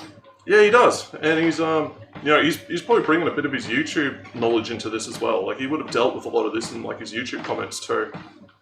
The Rice Shogun said, wasn't chatting up, just resting at the jacuzzi. Oh, nice, and you got the phone in there. Hopefully it's a phone, not a laptop. I mean, they would both be impressive. something that matters to you, you forget it. Did you track your laps? Like, how many laps did you get in? Or were you just sort of like casually just hitting laps in and just like, yeah, taking it easy? The rice shogun said, nah, Cole. Sweat Wait. smile was on earphones. But as a streamer, you're actually living and working inside the void that all the others are screaming into. And if you don't step away from it and mentally defragment every now and again, it will break you. This is why, despite many viewers asking me you to gotta have some stream stuff my for other yourself. hobbies, like building and painting a Warhammer, or playing Magic the Gathering, or building and making cosplay, See, because this is they another would love problem. to watch Some me people do will it, or come along and body they'll just be double like, with you I'm going while to make everything my stream. And then they've got nothing to themselves to just wind down and focus and have fun with. Since it's been a while, I was like, okay, let's see what I can do. Yeah, it takes a while to get back into it. And see if I can go back and forth 5 times. I remember I used to be pretty fit at swimming. Like I could do, I'm not bragging, but I was able to do 2Ks, so 40 laps in about a little over 40 minutes. And I hit my record after taking a pretty big break, right? And then 3 sessions back, then I hit my record. So like you can just bounce back. You can like get right back to where you used to be if you just put in a little bit of time. And it was weird. I thought it would take longer than that. It's interesting you just associate swimming with gym fitness. I associate it with just fun. Is swimming fun? I see it like in the same vein as like running laps. Well, not running laps, but like jogging. You know, it's fitness, but like it's not like immediately rewarding. It's rewarding once you're finished. You know, immediately rewarding, you just keep doing it. But I grew up with a pool, so you know, like the allure of going to a pool and all that, like I grew out of that when I was like, I don't know, like 10, 12. So for me, it's just fitness. To me, it was about surviving. they do it, I need those things to exist outside of content. Because once you start seeing your entire life as content, you can never switch off. You are human. You need downtime. This video or you'll burn should out. be like This makes required streaming, viewing well, again, for not the anyone most who difficult decides job. I want to start streaming. Or you show this to any of the kids, they're like, I want to be a content creator when I grow up, and like they'll start thinking about it a little bit differently.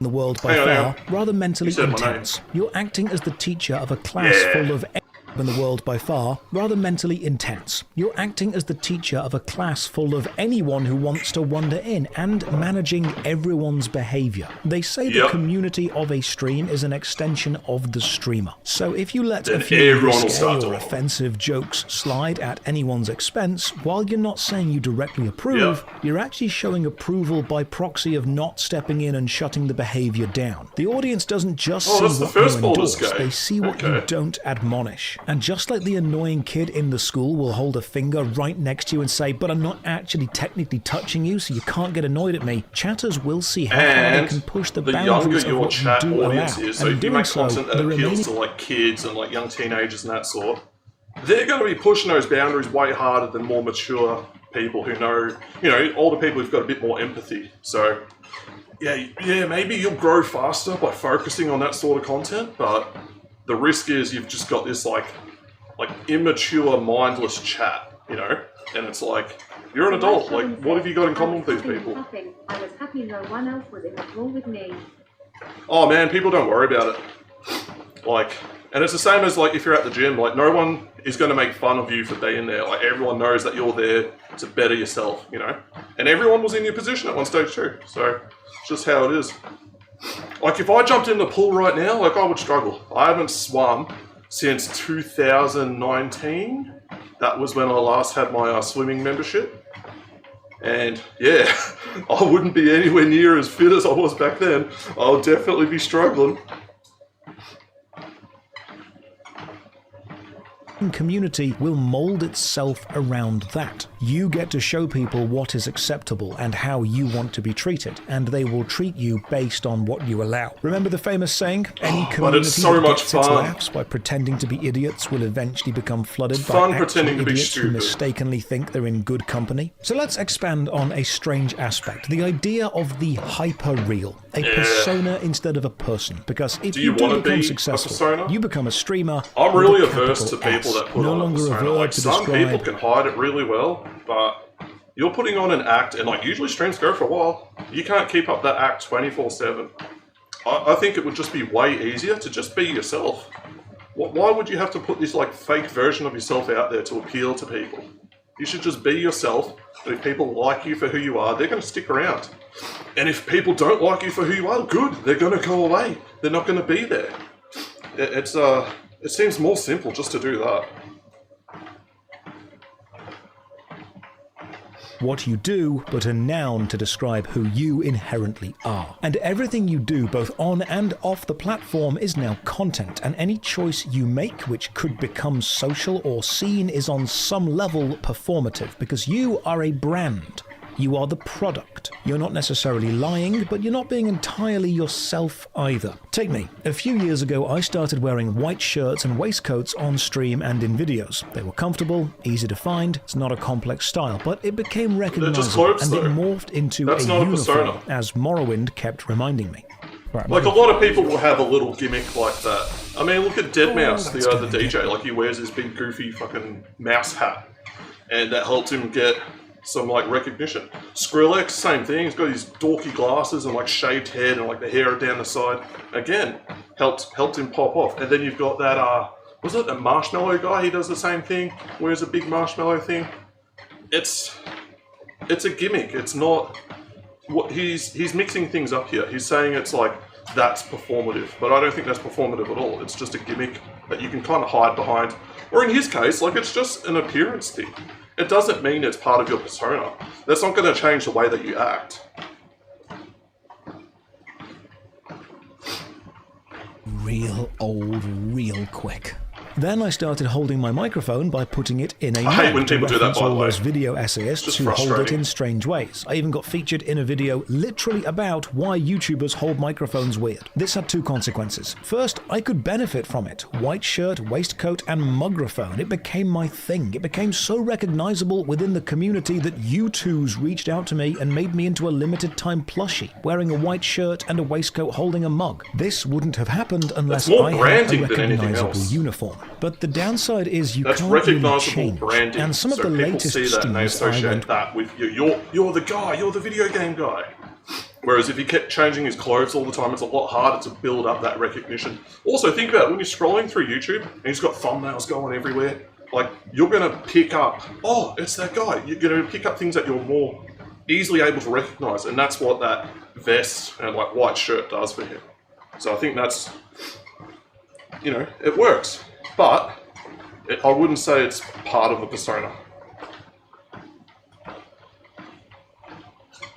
With a quarter zip jumper or a Henley style shirt, and the messages were, why are you not dressed in a white shirt and a waistcoat? People saw me wearing different clothes, and the mental model they have of me, the persona they expected, was different to what they got, and their first response was to question it. Because people have an idea of what you are, and if you don't match up to that, they have to know why. Then you've got your social media attached, Twitter, Insta, TikTok. These become extensions of the stream persona. You're not using them as a social media as much anymore, but advertising media, marketing media. The point of these becomes driving engagement to monetized platforms like your Twitch or your Patreon. Because like it or not, people will see whatever you post on these social media platforms and then ask you about it on your Twitch or on your YouTube. Everything is now connected. Now, does this mean you're just acting and performing and lying? Well, no, not at all. It means there's a level of curation that is happening in an active way, in your presentation and in your delivery. Just how you wouldn't talk to your boss in the same way you'd talk to your best friend, or we act differently in a fancy restaurant or a water park or a nightclub. All of these. So don't spin up like every social platform available and start putting your content on there. There's no need for it. There's so many people, they'll have like, oh, I need you to follow my Instagram, I need you to follow my TikTok, follow my Twitter, follow my Facebook, all this stuff. And it's like, you're just going to be blasting out the same thing across all those platforms. There's and like, a lot of the stuff, like, I don't know, do people really care what people do off platform? Like, hey guys, I'm at the shops today buying potatoes. Hashtag potato chips. Some stupid bullshit like that. Like, if you're getting engagement off of boring stuff like that, like, why? It'd be so much easier just to, like, keep your private life private and then keep your stream life contained or your content life contained instead of letting people in everywhere. Trying to convince TikTok that I'm not a robot. I don't even have a TikTok account. I don't even bother with it. I don't want an audience of people from Places TikTok, having like different people dress who codes can't maintain focus for a prolonged period of time. They're not the sort of people that I'm ever going to be going after. And this carries over to the car content that I'll be doing too. I don't think I'll be making like car TikToks or anything like that. I'll just be focused on YouTube mostly, just one platform. behavioural expectations, and doing each of them individually is fine, but if you were to turn up to a restaurant in Speedos and start raving, you'd draw some attention and some questions. And this idea of a uniform and a customer service voice isn't unique to streaming at all. If you've worked in retail or hospitality, it's the same idea. You're expected to wear a uniform because the customers have a mental image of what somebody helping them needs to look like and sound like. The clientele have expectations, and you need to meet them. Streaming becomes the same. You curate this digital space where you belong, then you place yourself in it as the nucleus that the audience and community is built around. And the audience you get value consistency, and marketing values recognizable motifs and brand loyalty. In entertainment, the audience say they want brand new experiences, but studies have shown this just isn't true. People want familiarity. Sequels and reboots do way person better that's than presenting whatever's going on, but they want a new experience that that person is doing. They don't just want the same thing all the time. You got to like mix it up a bit every now and then. But they want the familiarity of the person. That's why they're there. But they're invested in that person, not necessarily what they're doing. original stories in general. So what I believe is the audience wants something called familiar novelty, which is something they'd never seen before that they instantly understand. The excitement of the new with the comfort of the known. And your persona and looks become the known as your streams this goes to another thing, like become the new. What was it, like steal like an artist? Everyone quotes this. Like you can shamelessly steal someone else's work so long as you put your own creativity on it. You change it up a little bit, make it a bit different, and then it's a new thing. And that's how all creativity works. And I'd imagine it's the same for streaming. Like people want to see something that they recognize, they understand, they're familiar with. They don't have to go through this huge learning curve to get used to what it is. But also they want something new. They want something a little bit different. And you'll see this all the time. One of the best ways is to look at like retro games and how people are streaming those. So, say Super Mario 64. Like a playthrough of that has been done to death. Everybody's familiar with the game, or at least most people are. And what's the new experience there? But now people will be like, speedrunning's like one element of this. Like, how quickly can I finish this game? Okay, that's one way to do it. Other ones are like restrictions, are like, can I finish this game only without pushing like the jump button, or with only using the B button or something like that? Or can I finish this game using like a racing wheel instead of like the normal controller? And like a lot of the Souls players, like they do that as well. Souls-like games, they'll beat the game using like the Donkey Kong bongo controls, or like a fishing wheel or a fishing rod controller or something like that. So it's just a way to take something that people are already familiar with and then just change it a little bit and give them something a little bit different. Also creates a bit of an odd problem, which sounds incredibly arrogant until you've had to experience it yourself. What was his point? As you succeed, more and more, but this will become the known as your streams become the new. But this also creates a bit of an odd problem, which sounds incredibly arrogant until you've had to experience it yourself. As you succeed, more and more people will want to be your friend or hang out with you. People will message you and say, hey, if you're ever in this area, I'll buy you a drink, we'll have a chat. Or you'll get Discord or Twitter messages from viewers. This will be interesting, because I've seen people blow up for this kind of behaviour just in chat. People are like, you're being too friendly, go away. Which I find absolutely fascinating, because if you're somebody who wants to grow your audience, like friendly, kind, polite people are the kind of people that you want, right? But yeah, I guess people who have been dealing with this for a long time, they're fed up, they're sick of it. Because in their mind, the hundreds of hours they've spent with you on YouTube or Twitch is connection time. Now, this is orders of magnitude worse for female creators, but what it ends in is people want to be friends with the persona that you present, not the person you are. People don't know you. They know the version of you that entertains them. And whenever I'm at a convention or a gaming event, there's a level of energy I'm reserving to make sure I'm performing the character of Josh Strife Haye as opposed to just being naturally that's what it seems in like. any scenario. And if you've ever met me, you might be thinking, does that mean that I was lying to you? Think about it like this. If I meet 100 people and one of those interactions is negative, that's just a 1% negativity rate. This is kind of why another reason why I like the small streams, because it's not so parasocial. You can showcase your personality through chat to some extent. You're not just like this nameless person that's just shown up out of nowhere. Like, one of the weirdest things for me is when people want to meet like a big YouTuber or something like that. And, you know, just out of the blue. Like, for me, it would be awkward. Like, here's this person I know nothing about, and they want to have a conversation with me, and the conversation can only ever be surface level. There's I don't see any way to navigate that into something more than that, because you just don't have the time with these people. It's just it's a weird thing to me. But I remember in the past, like, a lot of YouTubers, they just do like YouTuber meetups. They'd be like, hey guys, I'm going to be at this place at this time, come along. And then just hundreds of people would turn up, and it would just be utter chaos. But some of the smaller ones were like kind of nice. It was kind of cool, kind of chill. So I guess there's ways to navigate it, but I think the problem here is scale. As someone gets bigger, like you said before, the messaging just gets lost in the noise. So it's just harder to keep that sort of thing up. But also, as you get bigger, the likelihood of having those sorts of people who just want to hang out with you, they want to be your friend and all that, that just goes up through the roof. So it's something, again, that's got to be managed by you, the person. You can't place that expectation on other people, because they're just not going to have it. That was the only thing they know of me. That was their entire interaction. That becomes their story. That becomes their memory. That becomes the Reddit post of I met Josh Strife Hayes and he was a dick. So if you meet lots of people, which you will do if you find success, you have to understand those people are coming to you with expectations.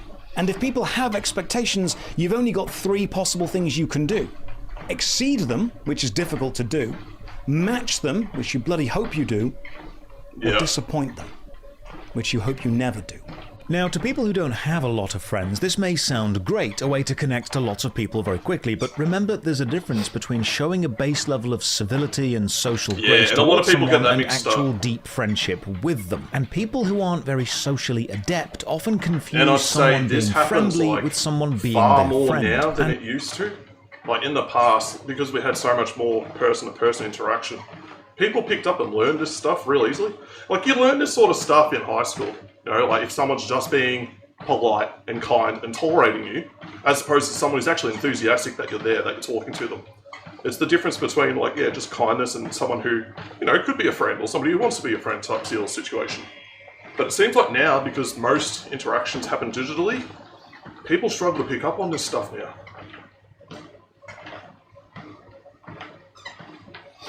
Unfortunately, the online space features a larger percentage of socially awkward people than the general public. People who will latch onto any level of friendliness shown to them a little bit too strongly. And from a streamer point of view, you then have no idea who is a genuine safe person to allow into your life. I've known people get close to creators just to film or record them in private in the hopes they do something awful so they've got blackmail leverage. Or people who value the prestige of having a famous friend because it brings clout to them instead of actually caring about the connection with that person. So if you they build up a defense to this sort of stuff. Wow. Yeah, it happens. But there's people that I saw it happen with like a lot of the J-vloggers. Like, they started pulling numbers and then they started getting defensive because all these people were coming out of the woodwork, like these clout chasers, or people were just there to use them. And then over time, they've just like got their Scenes are more likely risk TBH. Yeah. Oh, yeah. But it makes it difficult to form any sort of like genuine friendship with people because you just don't know. You don't know, like, is this person just using me? You know, do they actually care about me? Are they actually a good friend? There's some psycho people out there.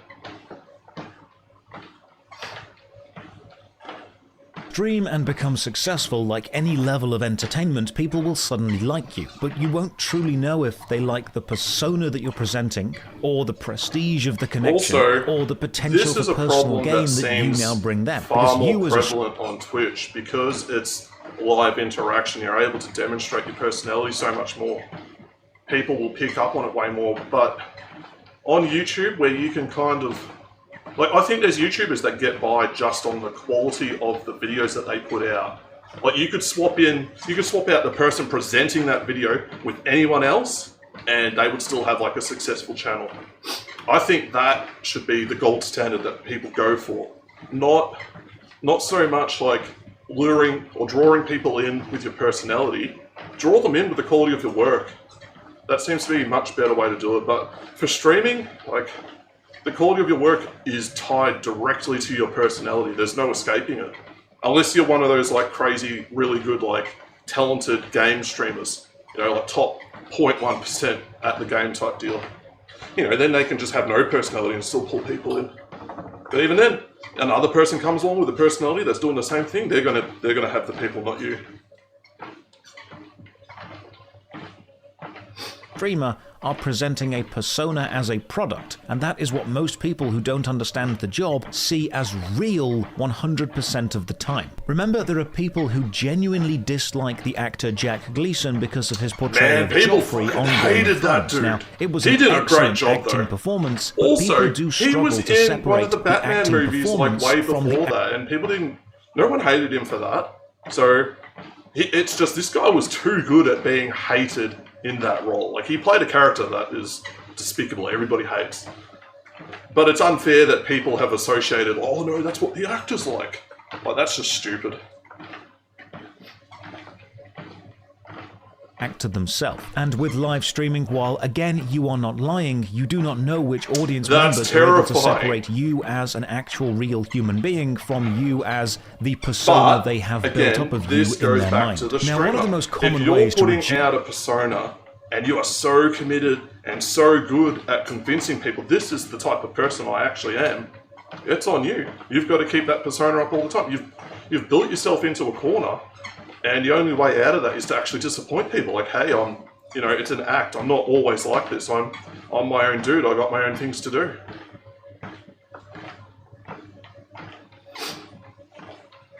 The mental load of streaming is to co-stream or duo stream. Have a friend on your own stream, play games with friends, have them on voice chat. Twitch even has a collaborate feature where you can share live stream chats. And this is something I see newer streamers fall back on a lot, without realizing that Twitch is a performance, and bringing someone else onto your performance is risky. Much like bringing an untrained actor onto an improv theatre show, you don't know the quality that you're now adding. There are a lot of small streams which are just a group of mates playing together. And that's fun to do, but it's not always fun to watch, especially if you as an audience member aren't part of the friendship group. You're dealing with different microphone qualities, different senses of humour, not streaming for an audience. Like, they're putting themselves and their own personal enjoyment first over entertaining an audience.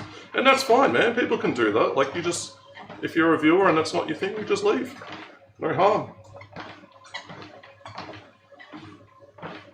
Volumes, sometimes very little chemistry between the players as performers, and as a viewer, if you ever watched your favourite streamer try to collaborate with other streamers and the vibes just don't match, you don't know who's going to talk when, they don't play the same way, you know how much that can kill the energy of a stream. As fun as it can be to watch a large number of successful streamers play a game together, it can often descend into noisy chaos. And while some viewers love noisy chaos, it's not for everyone. Loud and obnoxious is entertaining.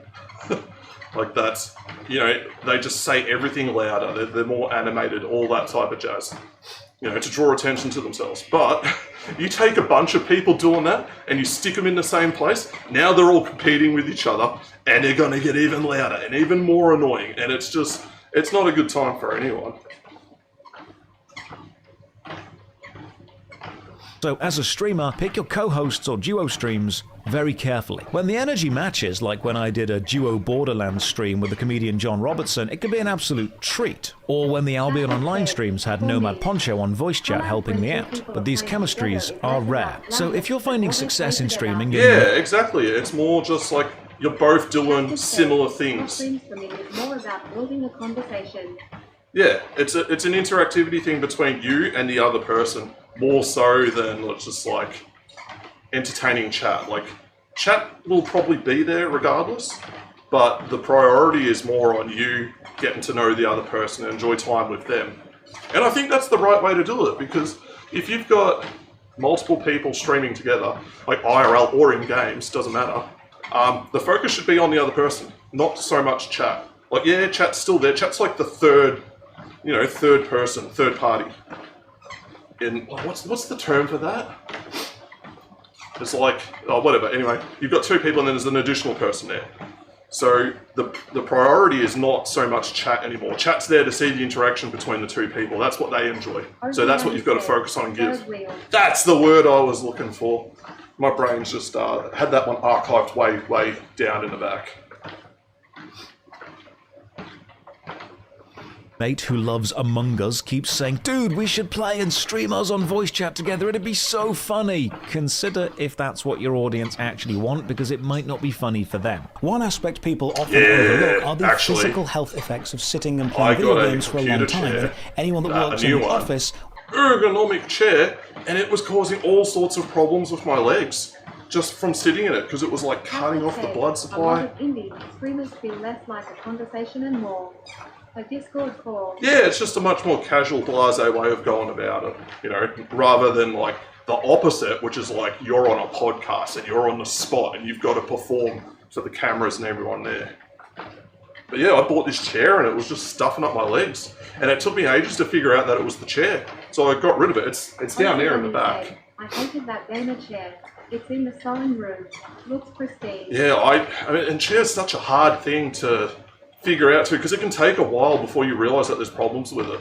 So you really need to find something that's going to like, I guess the best thing is like versatility, like it's got adjustments so you can just tailor it to how you want. But you can't just sit down in it for 5 minutes in a store and be like, oh yeah, this will be good.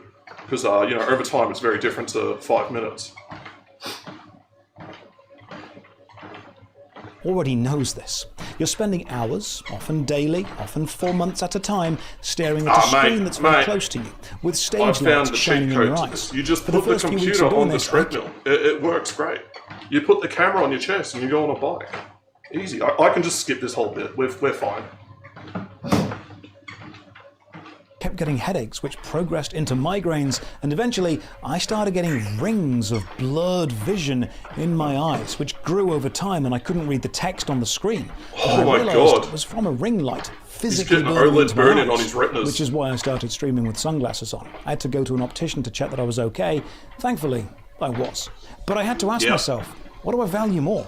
Being lit well or long-term eye health? Is that why people have the sunnies? That actually makes sense now. It's a Warhammer one, it's cool, but it's not the kind of chair specifically designed for maximum comfort over a long period of time. You'll find this with a lot of the gaming or content creation aesthetic. What looks cool doesn't always... the gaming chair, because it's a copy of a car chair. For migraines are weird. And a car chair is designed... Usually it's a sports car chair. It's got bolstering on the sides to hold you in place when you're going through corners because of the G-forces. That's not comfortable at all. That's a compromise. A regular car chair is designed to be comfortable, but they're a full compromise to like get more performance so that you can feel the car and know what you're doing. And then they've made them gaming chairs, and it's the most stupid thing out there. If you just have a regular chair, something designed for comfort, like a Herman Miller or something like that, way better than these bloody things. But they care more about the visuals than comfort. always serve the most practical purpose. Streaming then means you're inside, away from sunlight, Yep, not being almost super there. mobile, and often not drinking enough water. Now, these aren't new problems. Anyone who's worked in an office knows the detriments of a sedentary lifestyle. But one of the health factors streamers overlook for often is 6 hours nutrition, at a because time. gaming or geek culture glorifies certain Yeah, but for a unhealthy reason, foods. it's so if you're ergonomic, streaming, very you're well embedded in designed. streaming culture, and that glorifies chocolates, sweets, and snacks. Sam Wilder has a great video where he just eats content creator promoted food. It's What pretty flavour do interesting. you have, man? Go and buy some gamer subs. Use code Josh for 10% off. In fact, that's a great segue to talk about money. So, let's talk about money. One of the most common comments I kept seeing was bros switched from YouTube Oh, I to don't think Twitch because it's it the is opposite. easier and makes more YouTubers money. have way And more let me bank just than streamers. dispel this myth in relation to me immediately, because no, it's not, and no, it doesn't. Now, different creators will have different processes. My streams, I try to keep how do you really do high that for energy, hours at a time? reading as many messages as I can, responding as much as I can, while still playing whatever game I am to what I hope is an acceptable level. This means I'm often talking non-stop for 5 to 8 hours while It's also not. trying to read the text in the game or YouTube's react easier. to whatever's happening. From a purely energy Actually, they're point not a of fair view, comparison, the right? hours So spent streaming is at least for me, very intense for the time that you're there while you're doing it. Whereas YouTube is more of a grind over a longer period of time. I think that's the healthier option, but that can work too if you get it right.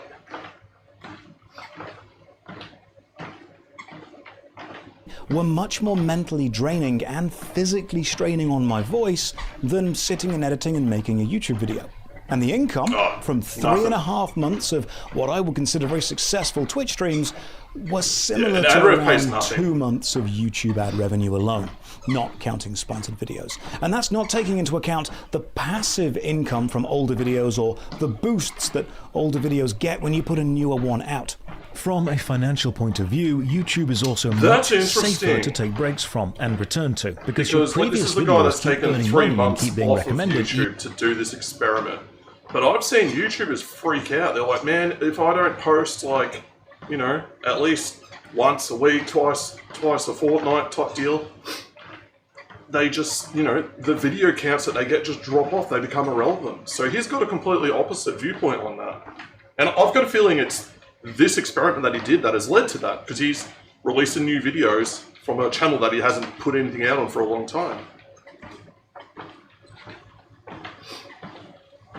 Even when you're not there, while on Twitch, you need to be there to generate the subs and the donations and the ad revenue. Now, we've heard the stories of the largest streamers in the world still making tens or even hundreds of thousands of dollars a month but from they're recurring like subscriptions when they complete aren't even outlier. streaming, but that's not the average experience. In this way, YouTube is closer to a salaried job which pays on results, while Twitch is closer so to wage or hourly, salary? which What pays do you on the want? process. I've often said to people, it's easier to make £10 on Twitch right now, but it's much easier to make 10,000 on YouTube in the long term. But interestingly, Twitch and live streaming are becoming more valuable to advertisers, flipping the historically YouTube prioritized balance on its head.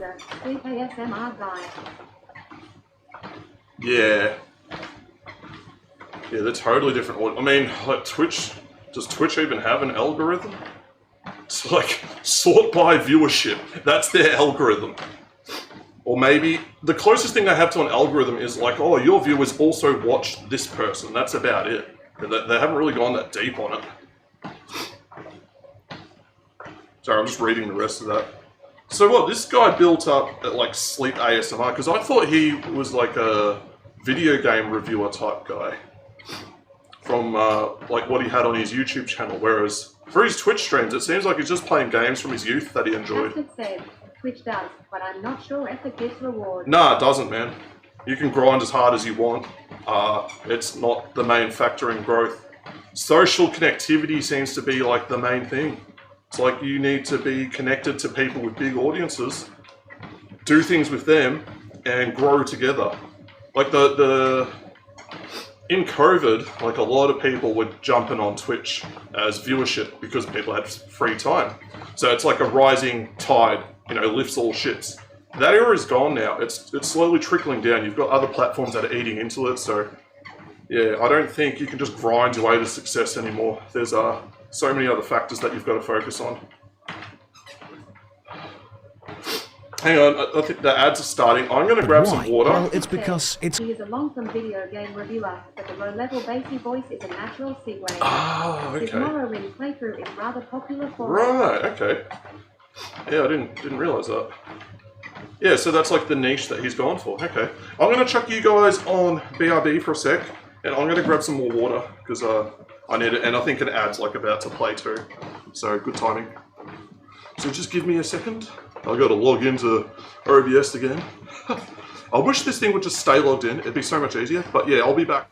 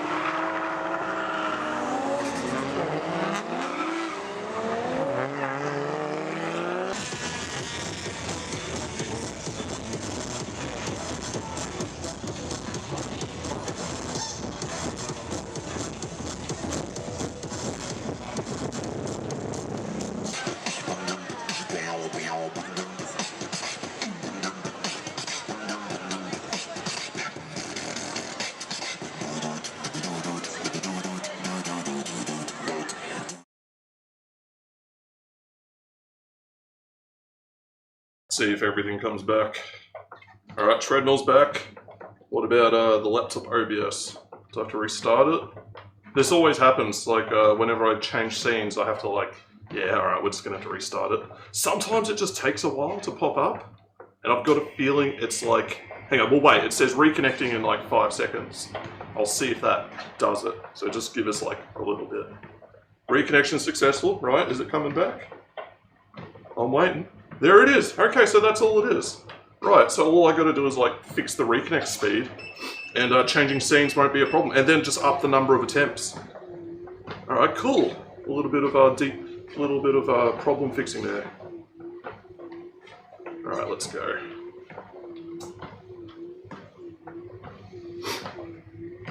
It's combining two things Also that advertisers faster. really love: a modern standard of luxury and a more invested audience. God, so as a been walking for 2 streamer, you hours. are more valuable, but you need to understand the risks of both gaining Hold on, and I'm then gonna go back 'cause I completely extracting missed all that that. value. First, the luxury thing. This advertisers really love: a modern standard of luxury and a more invested audience. So as a streamer, you are more valuable, but you need to understand the risks of both gaining and then extracting that value. First, the luxury thing. This is Rory Sutherland. He's an advertising executive and gives some fantastic talks on the nature of advertising and our relationship as people toward any level of a marketing campaign. I find what he talks about fascinating. And he spoke recently on the changing standards of the word luxury in modern society. Don't worry, this is going somewhere.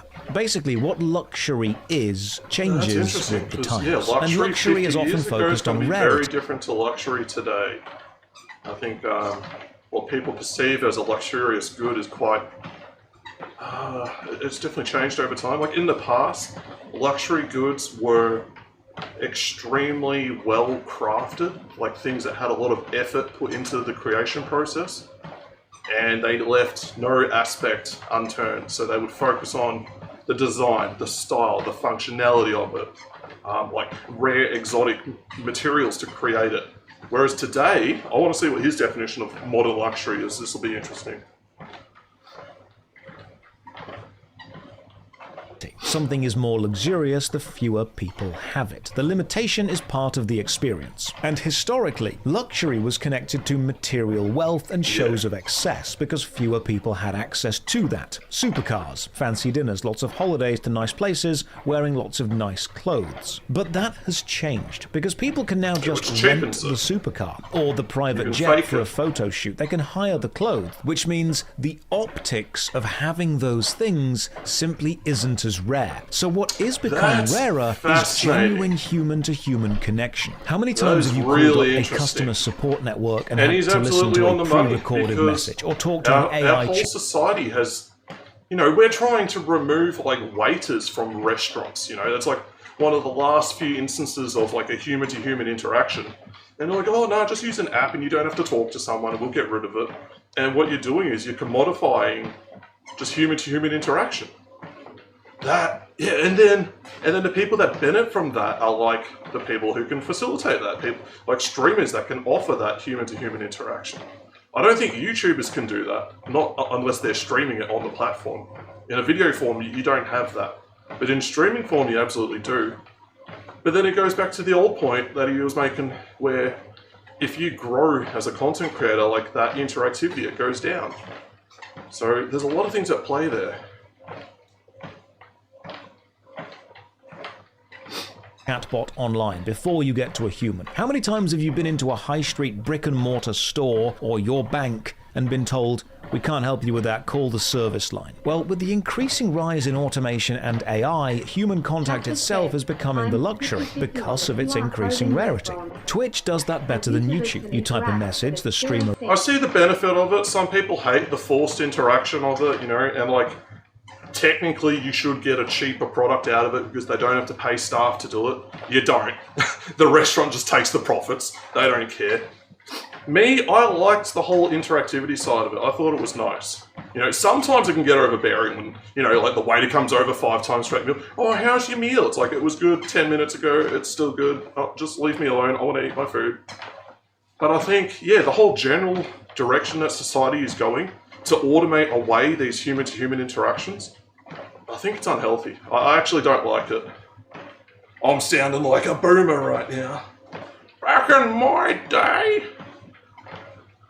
reads it, you get a response. In a world of more entertainment than you could possibly experience, the personal touch is the standout feature. It's the connection to the Welcome in, everybody.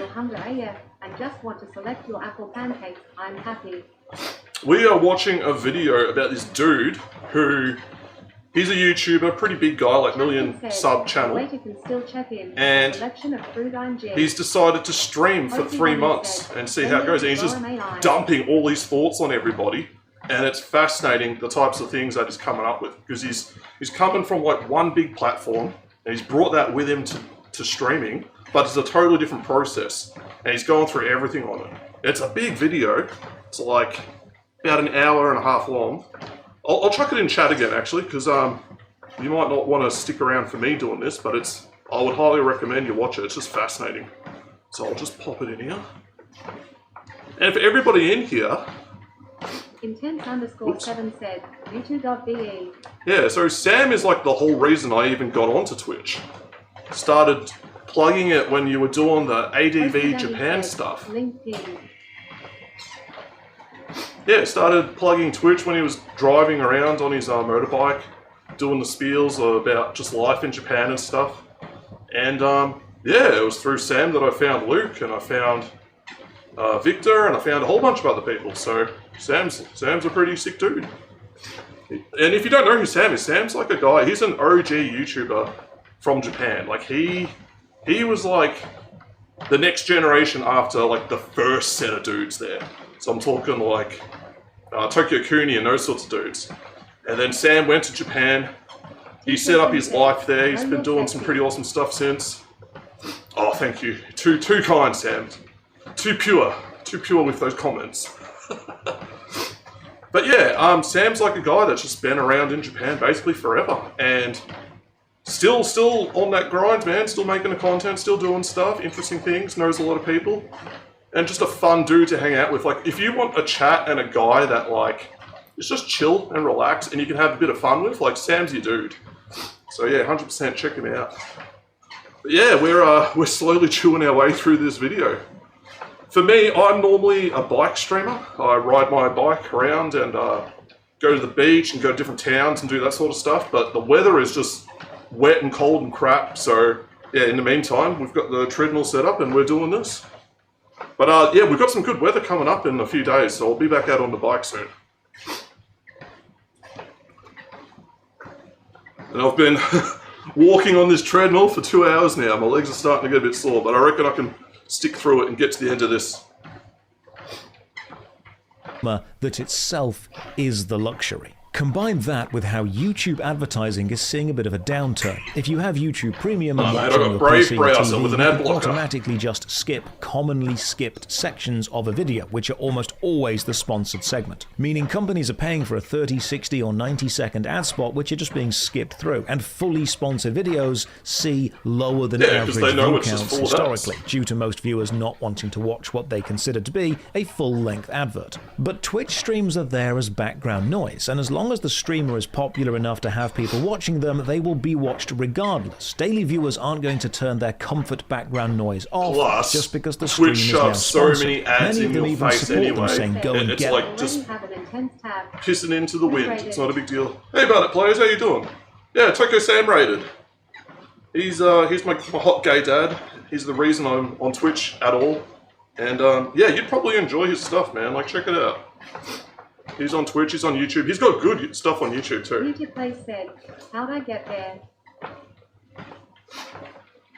that bag. So content creator agencies are seeing an increase in demand for Twitch streamers and reduced demand for YouTube sponsor segments. They're still there, it's just lower than it used to be. Combine this with how streamers often get access to new games before launch or codes to play those games on the day of, and you've got a load of players who will browse Twitch to watch gameplay, and if the streamer they like is playing a game they've heard about, the streamer happens to have an affiliate link, the viewer is more likely to then buy the game. If a YouTuber gets access to a game the day of release, it will still take them a few days to actually make a video, playing, scripting, editing, uploading. And in the content world, being first is more valuable than being right, which is why some of the earliest YouTube videos we get for any new game are full of mistakes. And yet, they will still get views. And people are beginning to realize this, which is why they're valuing watching a live experience over when they go to a stream and they're like, oh, there's more people here than usual. Who rated? And they're just like, the streamer just gets pissed because they know that you're effectively saying, oh, your channel's small, but the numbers are big for some reason.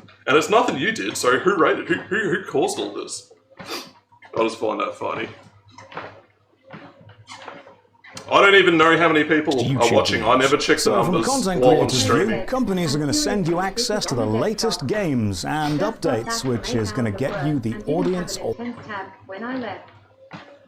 Really? Oh, yeah. So you would have had Luke on. Luke rated Danny, and then Danny rated me. So that's how you ended up in here. I assume, unless it's, you know, I've put a backdoor on your computer, and you know I need that extra one viewer, and I just set it all up like that. Early adopters and interested gamers. You're able to interact directly with them, which appeals to modern luxury standards, and you're more likely to make a sale than a YouTube sponsor spot, which are becoming increasingly easier to see. I'm taken, fine sir. The danger, however, you become a marketing tool, and the audience can tell. Now, don't get me wrong, it can pay well. Pay very well. Yeah, some of the largest streamers can make hundreds or even thousands of dollars per hour for a sponsored stream. If you do gambling streams, you can literally make millions. But every time you do, you're alienating part of your audience. So finding that balance of extracting the value you have as an entertainer from people willing to pay for it, and not losing the audience which give you the value to be extracted in the first place. Yeah, some people get it wrong. That's a balance. You can see how desperate they are for money, and they're just pushing for the donos and all that sort of stuff. Said, so at some point, it'd be cool if I could just leave tabs open and reg trains just roll around through everyone I already follow. Yeah, man, it happens. Sometimes you'll just pass out and you'll wake up and you've gone through like 8 different raids. And it's actually a good way to just find new people.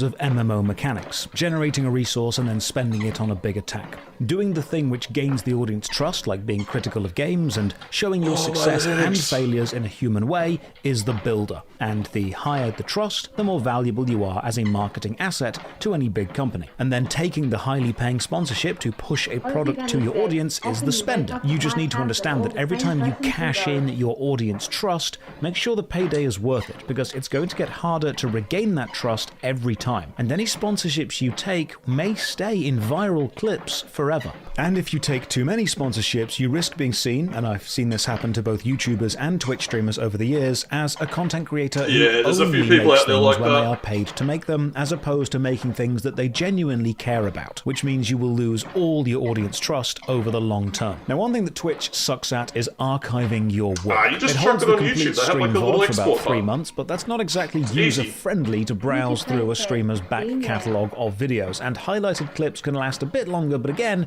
it's not a user-friendly experience to click through a streamer's clips. But that's why all of my complete look at stream these. VODs have been These are just archived on full the Josh VODs, but he's Strife going to the replays. effort of making like thumbnails for them too, making a nice title. So he's pushing in that direction as well.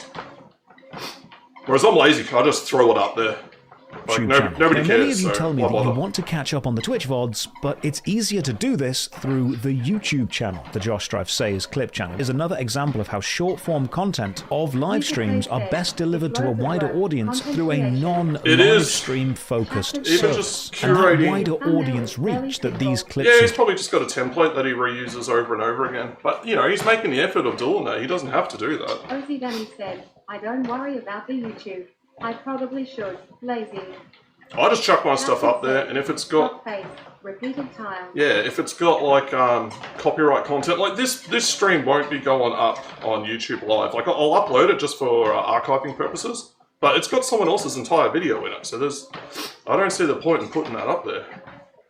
Plus, it stops the channel getting demonetized due to copyright claims and things like that.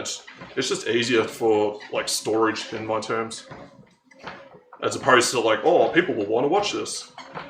generated matters because a lot of what happens on stream is an in-joke and it needs context. And these clips allow people to get that context without sitting through a 7-hour stream. You have to produce clips now. Clips are the new thumbnail, basically. That's how people will find and discover you, and that's what draws them in to see the longer form content. So, because you can demonstrate roughly what you do, you know, through a clip, whereas a thumbnail won't really do that. You know, people will just scroll right past it.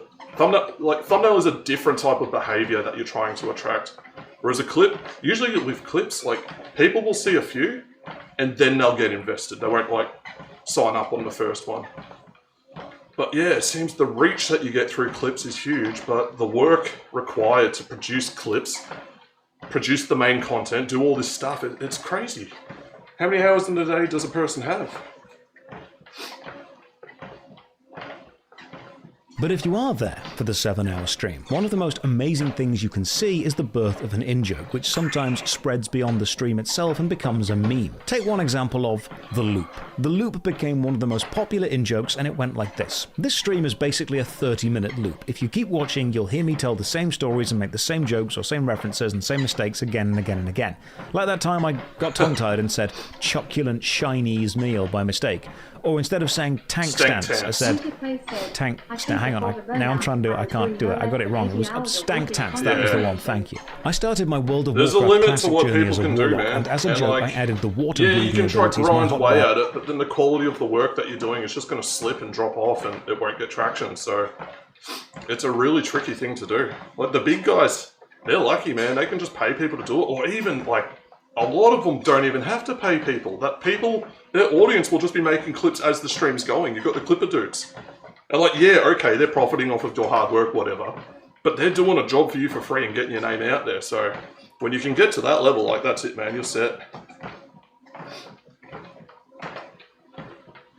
multiple times. Then I tried a new class and people kept asking, where's the warlock? So I joked, oh, they drowned, in a reference to the water-breathing spell. And that became the answer anytime anyone asked what happened to anything. And as we know, new viewers have the habit of asking the same question again and again and again, so the answer just kept being, to any question, no matter the context, oh, they drowned. These moments, like asking if ghosts are wet, or the load-bearing sock on the microphone, or the human jaw to Pete, not only become YouTube clips, they also become fan art. What sort of money would that give you, though? The That's dumb like jokes maybe $2,500 US. That's probably not even, man. It's probably like $2,000 US a month.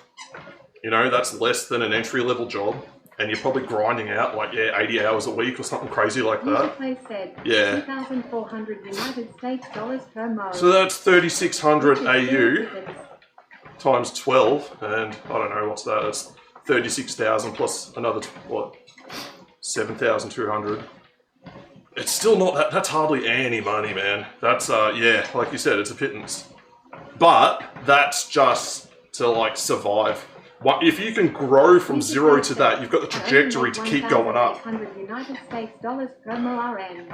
Yeah. So what will happen is like, yeah, you'll hit that point. Yeah. Okay. You only make an entry level whatever wage income, but you've got the momentum, you've got the growth on your side, and it'll just exponentially go from there.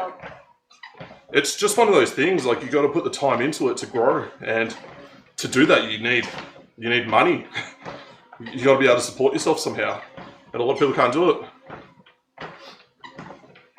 Making with your chat are becoming the culture and lore of both of you and the viewers and the stream as a whole. You're creating the ancient magics that others will quote at you in the future, and there is a beauty to being involved in that process. You see, those silly jokes and sayings you and your mates have, those you had to be there moments that you keep laughing about, or those jokes that need like 5 layers of reference understanding. Like, one is hold down your full-time job and grind away at this on the side as a side hustle to get it up there and get it going, you know, build the momentum to make it something.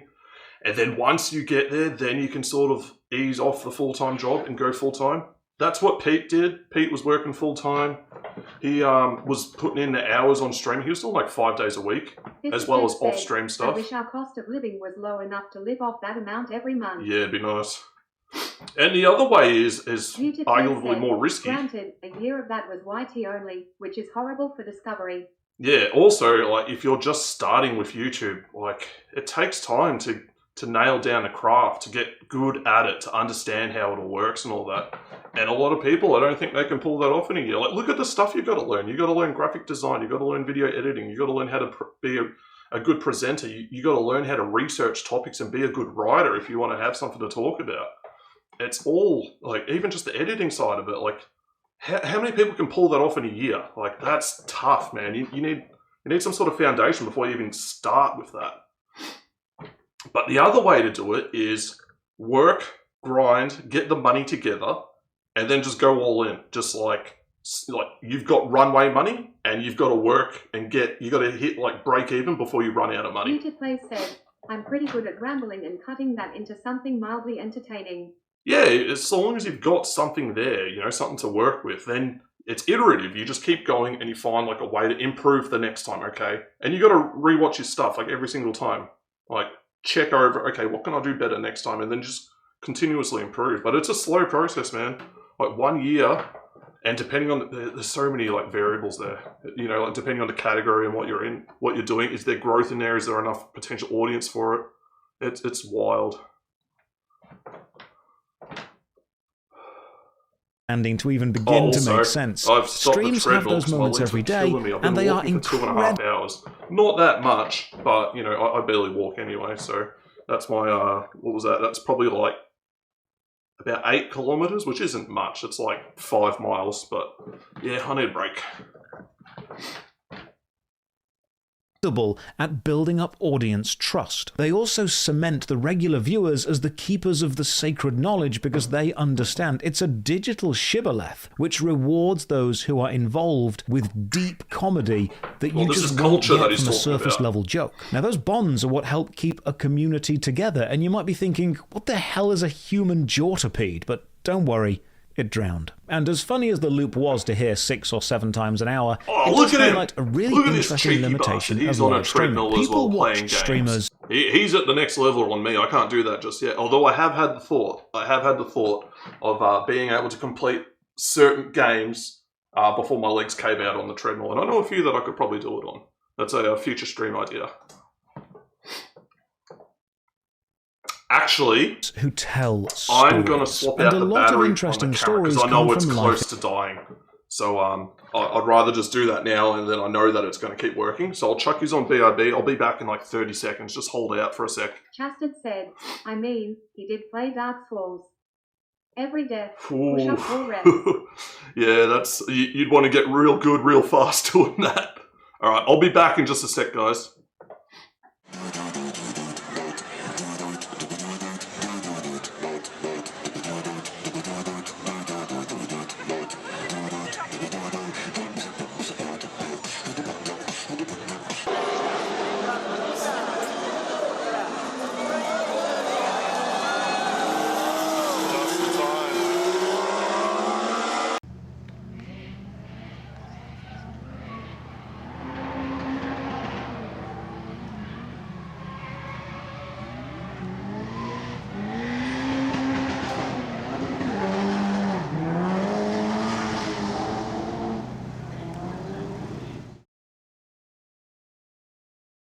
I think we're back. I'm back. Okay, so that one's worked. And I'll just got to wait for this one to come back. I'll have to fix these settings after stream so it comes back faster. I know how to do that now. But for now, we're just got to wait a little bit. So, where's... There we go. We're back. Yeah, I just had to swap out the battery. They usually go for like... I think I can get about 3 hours out of them. Sometimes 3.5, but I'd rather just play it safe and just do it now. So let's get back into it. Experience. If you think back to school, you'll probably remember some of the most interesting and engaging teachers that you had just had more life experience outside of the classroom than some of the newer teachers. And they can draw on that. I had. He was a young guy. It was his first year as a teacher. He was a maths teacher. And then I look back on the photos and I'm like, Jesus Christ, man, this dude's like 21, 22, like... What life experience have you got, man? You've got like 3-4 years out of high school and then you're teaching kids. But he was like one of the better teachers. He didn't have that jaded cynicism that a lot of the older teachers had. He was just like a fun dude to like have as your teacher. He still had the excitement. Life experience to engage the class in the lessons they're teaching. I find any entertainer, streamers specifically, are the same. Those who come into streaming after having lived interesting lives can bring those lives as stories into the stream. They say write what you know, and as I kept streaming, what I knew became more and more about like, there's the game, a lot of or the streamers, community like young of the guys game, or that the are viewers in streamers, the chat. They're streaming straight out of high school or whatever. And it's like, you've got nothing to talk about because you haven't lived it. You don't have any stories. You haven't done anything. I've got loads of stories. Yeah, exactly. So I see this as an advantage to the older guys. Like, they've got the stories, they've got the life experience. They've probably crafted a way to tell those stories in an engaging fashion. Like, this is monumentally the #1 reason why Pete grew, is that he's an amazing storyteller. He's so good at it, and he's got the life experience. There are loads of PPL that are in it for the mindless chitter chatter. Yeah, but those people are like, recall it. You know, they're like birds of a feather. They stick together type deal where they just have nothing but what's sent to them, what's fed to them as something to talk about. They're the types of people that will just talk about gossip. You know, like what's the hot current thing, and they'll just have to talk shit about that. But it's all surface level. They don't know anything in detail. They're not worth listening to. You're not going to get anything out of it. What I knew became streaming, so my stories became less about my life and more about what happened to me in the game, or why my mechanical understanding of the game helped, and I started theory crafting, or talking about other streamers, and this is what creates that microcosm of streamer society. There's a common creative death spiral where a relatable artist starts by making work for the people they relate to, which has broad appeal, and then eventually, if they find success, they surround themselves with other successful artists. Oh yeah, this happens all the time. And then they start making art even with for photographers. Those artists, because that becomes what they know. If you've ever watched a film, read a book, or played a game and thought, these writers are so out of touch with general society and the real world, they're only speaking to those people in their tiny creative bubble, this is likely what happened. This leads to audience churn because eventually they've heard all of the non-streaming stories. So what do? Well, you either focus on the game alone, which reduces your audience to only people who care about the game, or talk about the stream, which reduces it to people who have already been into the stream, creating a smaller and smaller in-group. Or if you're not leaving your house, you read the news and then talk about that, simply because it's something new, an endless source of new stories. The only difference is it's not actually something you're experiencing personally, it's something that you're experiencing passively and just start reporting on. The alternative is the same joke again and again and again. The danger of this is because the audience demand new content and you have to comment on new things that you haven't experienced yourself, your opinion may be uninformed, biased, or straight up manipulated by whatever media you got the initial information from. But the allure of must-make content is stronger than the ideology of must-report responsibly. This ties back into the fifth pillar of streaming, confirmation bias and community belonging. If you run out of things to talk about, which if you stream long enough you will do, just talk about things people already agree with. But eventually even this can get repetitive and dull. The stream that I did, like where I was going through the Japan photos, man, that took so long. I was dead by the end of it, and I think it was like a 4-hour stream, you know, so I can't imagine how these people, like, they'll just burn through like an 8-hour stream or something like that, and they just constantly got stuff to talk about. I just can't do that. I don't know how they do. It's something I've got to figure out.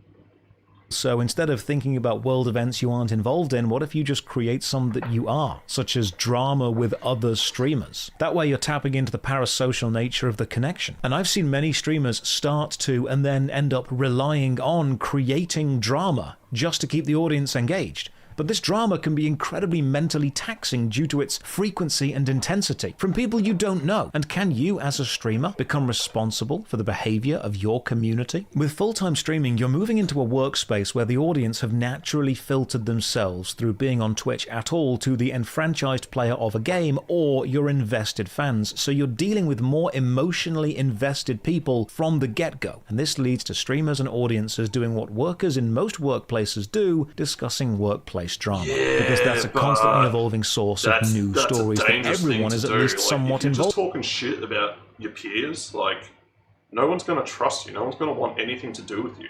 It's like the moment you're not hanging around that person, they're going to be thinking, oh yeah, he's talking shit about me.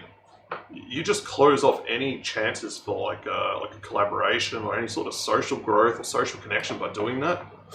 It's a really short-term strategy. Like, yeah, you'll pull some views initially, but people aren't going to stick around. They're there for the drama. They're not there for you.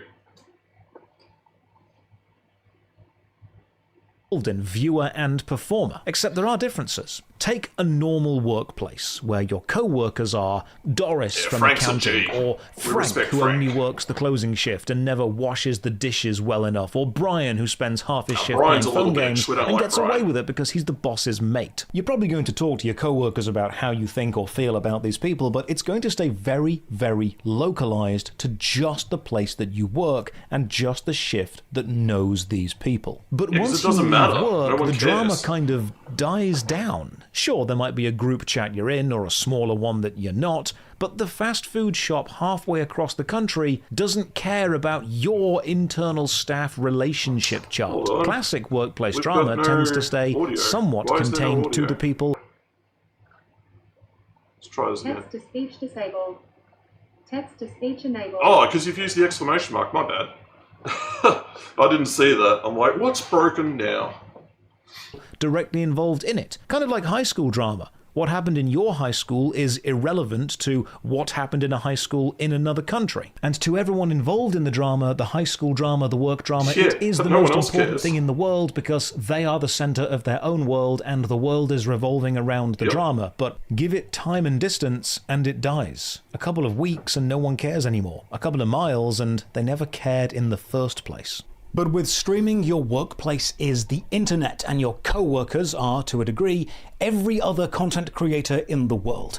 And if you have a fan base, they have a fan base, suddenly beef between like, you two as individuals is... all of a sudden, you're not like some neutral party that's like uninvested in this. Like you're going after someone, so now you're fair game. People are going to start going after you too. You just paint a target on your back. It's like, yeah, I don't know. It's not a long-term strategy. isn't between you two as individuals. It's between both of your fan bases, your entire communities. Hundreds, thousands, in some cases millions of people that you have never met are suddenly emotionally invested in the interpersonal conflict of multiple people. Twitch becomes a soap opera which plays out in the real world. So a small disagreement can be mined for more conflict than it's really worth. I've had larger and smaller content creators react to videos of mine which are minutes to years old.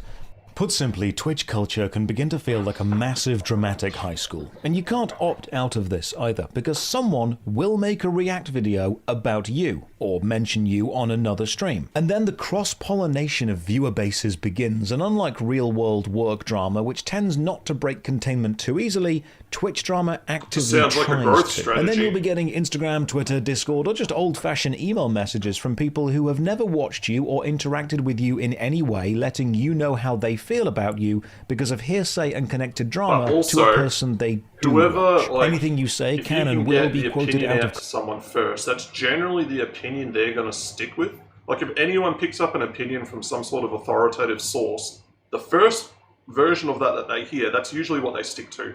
Most people won't seek out the other side and suss it out from there. It also feeds into like a whole echo chamber thing. So yeah, like as a growth strategy, I don't see it as being that useful. You're just gonna like turn people against you. You're gonna build up like a bad reputation. Context, and anyone that you spend time with or talk favourably of becomes your team, even if you weren't trying to take sides. Everything you do becomes seen through the lens of both performer and character in this real-life play where all the world's a stage. If you are going to be streaming full-time as a job, this means you're not just navigating your own stream, you're also having to balance your reputation amongst other streamers, creators, or, if a moment goes viral, the general public. And if you are friends with, or even connected to in a minute way, someone which the audience decides are now cancelled, you are involved in this drama by proxy, not by choice. Now, I'm not saying you need to support your streaming colleagues even if they're awful people. You absolutely don't. I'm saying that you need to be aware that streaming brings workplace drama, office politics, and high school cliques into your everyday life. Your colleagues, your customers... People who are like way off balance going after him? Or, like, genuinely he made, like, a couple of mistakes and people are like, oh, yeah, we can farm this for some drama.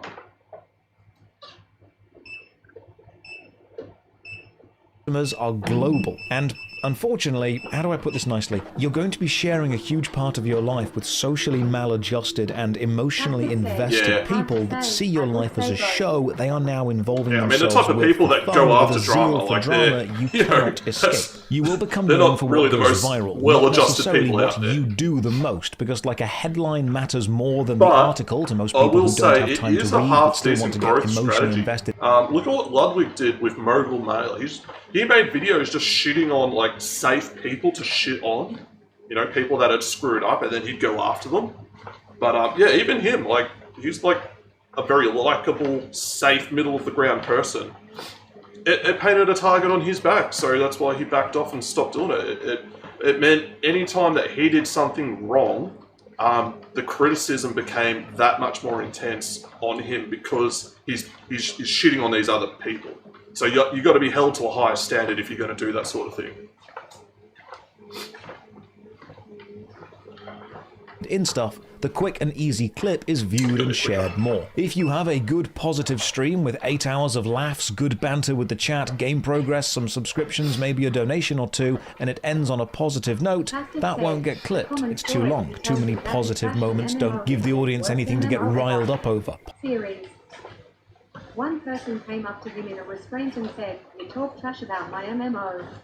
His only response was, "So, right in front of my eggs." Yeah, I mean, he's allowed to have an opinion. Who's this other person coming in and, like, telling him, hey, you're not allowed to say that. You're not allowed to talk badly about this thing that I like. Like, yeah, people can have different opinions to you, man. You just got to deal with it. It's called being an adult. Now, if the other guy came in and he's like, look, maybe you don't like it, but there are reasons that this is a popular MMO. That, like, it has this function, this gameplay mechanic, this sort of experience that it delivers that other ones don't.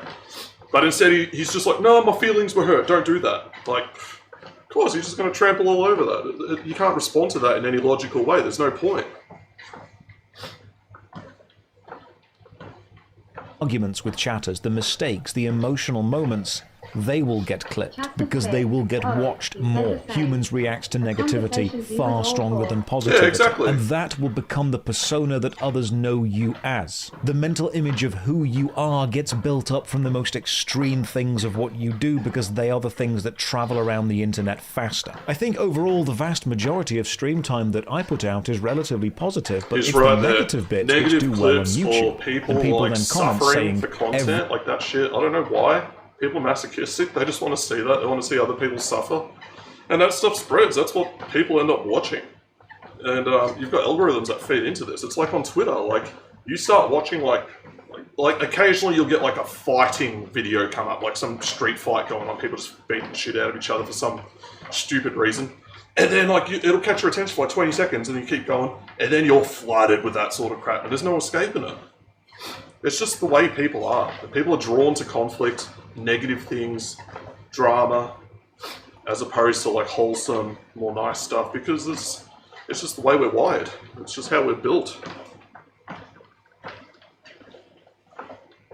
Every clip they see of me is negative. Therefore, I must be like that all the time, while most people in the stream are just asking if ghosts are wet and laughing at the silly Lalafels in silly little tanks. Unfortunately, streamers do know this, and discoverability, or being found if you're a new streamer, on Twitch is terrible. So having a clip go viral on YouTube or Instagram is probably the best advert you could ever have. Even if it brings hate watchers, they're still watching. This is why so many big streamers are happy to say controversial things, or get into drama, to argue, to be overly negative, to be extreme or reactionary, because those are the moments which will get shared. They will galvanize whichever side empathizes with them the most. They just take anyone into their community with no filter, because they're just like, hey, it's just a number, just whatever, I'll make more money. But it can be detrimental to you. You know, you've got people that are like wishing for your own downfall. These are the hate watchers. You got people who will like try stir up drama and stuff by clipping you out of context and going into other people's chats and doing that. I've seen people do that. So yeah, you gotta be, man, that's hard as well, because like, if you're just getting like all these new people coming in, like how do you vet everyone? Like they're just gonna be there. You've got to have like a mod team that can really be on the ball for that sort of thing.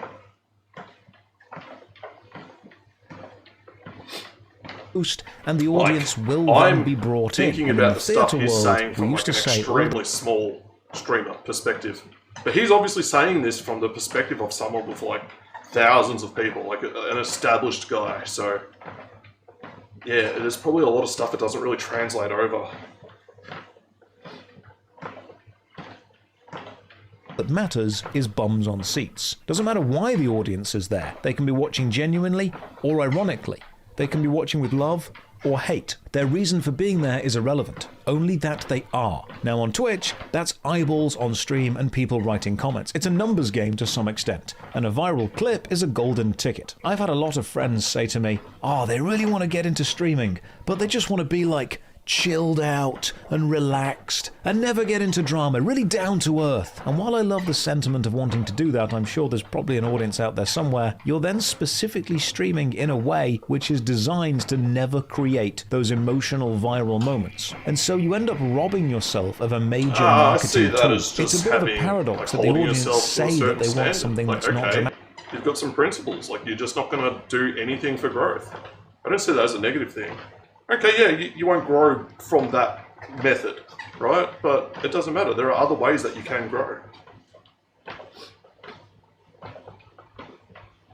And then whenever they're given that, leave to go and watch stuff that is dramatic. When you stream, you are trying to entertain. And in the world of entertainment, the only thing worse than being talked about is not being talked about. Yeah, exactly. So you can just focus on the game and ignore the drama, but even then, your experience of a game is very different. Like, throwaway comment that you say, and someone will just take it the wrong way and get really offended by it. It's just part of the game. Like, I couldn't hang around a person for 6 to 8 hours without saying something, or just doing something that's going to piss them off. Like, it's just how people are. Like, it's gonna happen.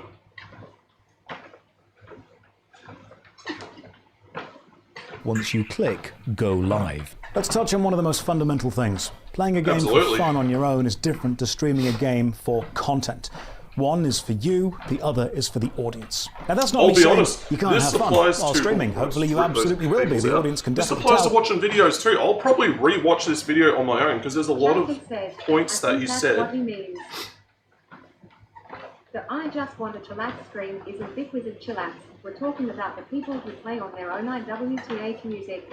Yeah, that's fine. Like, they're just playing, they got their thing going, people can come in and leave as they want, but they're primarily doing it for themselves.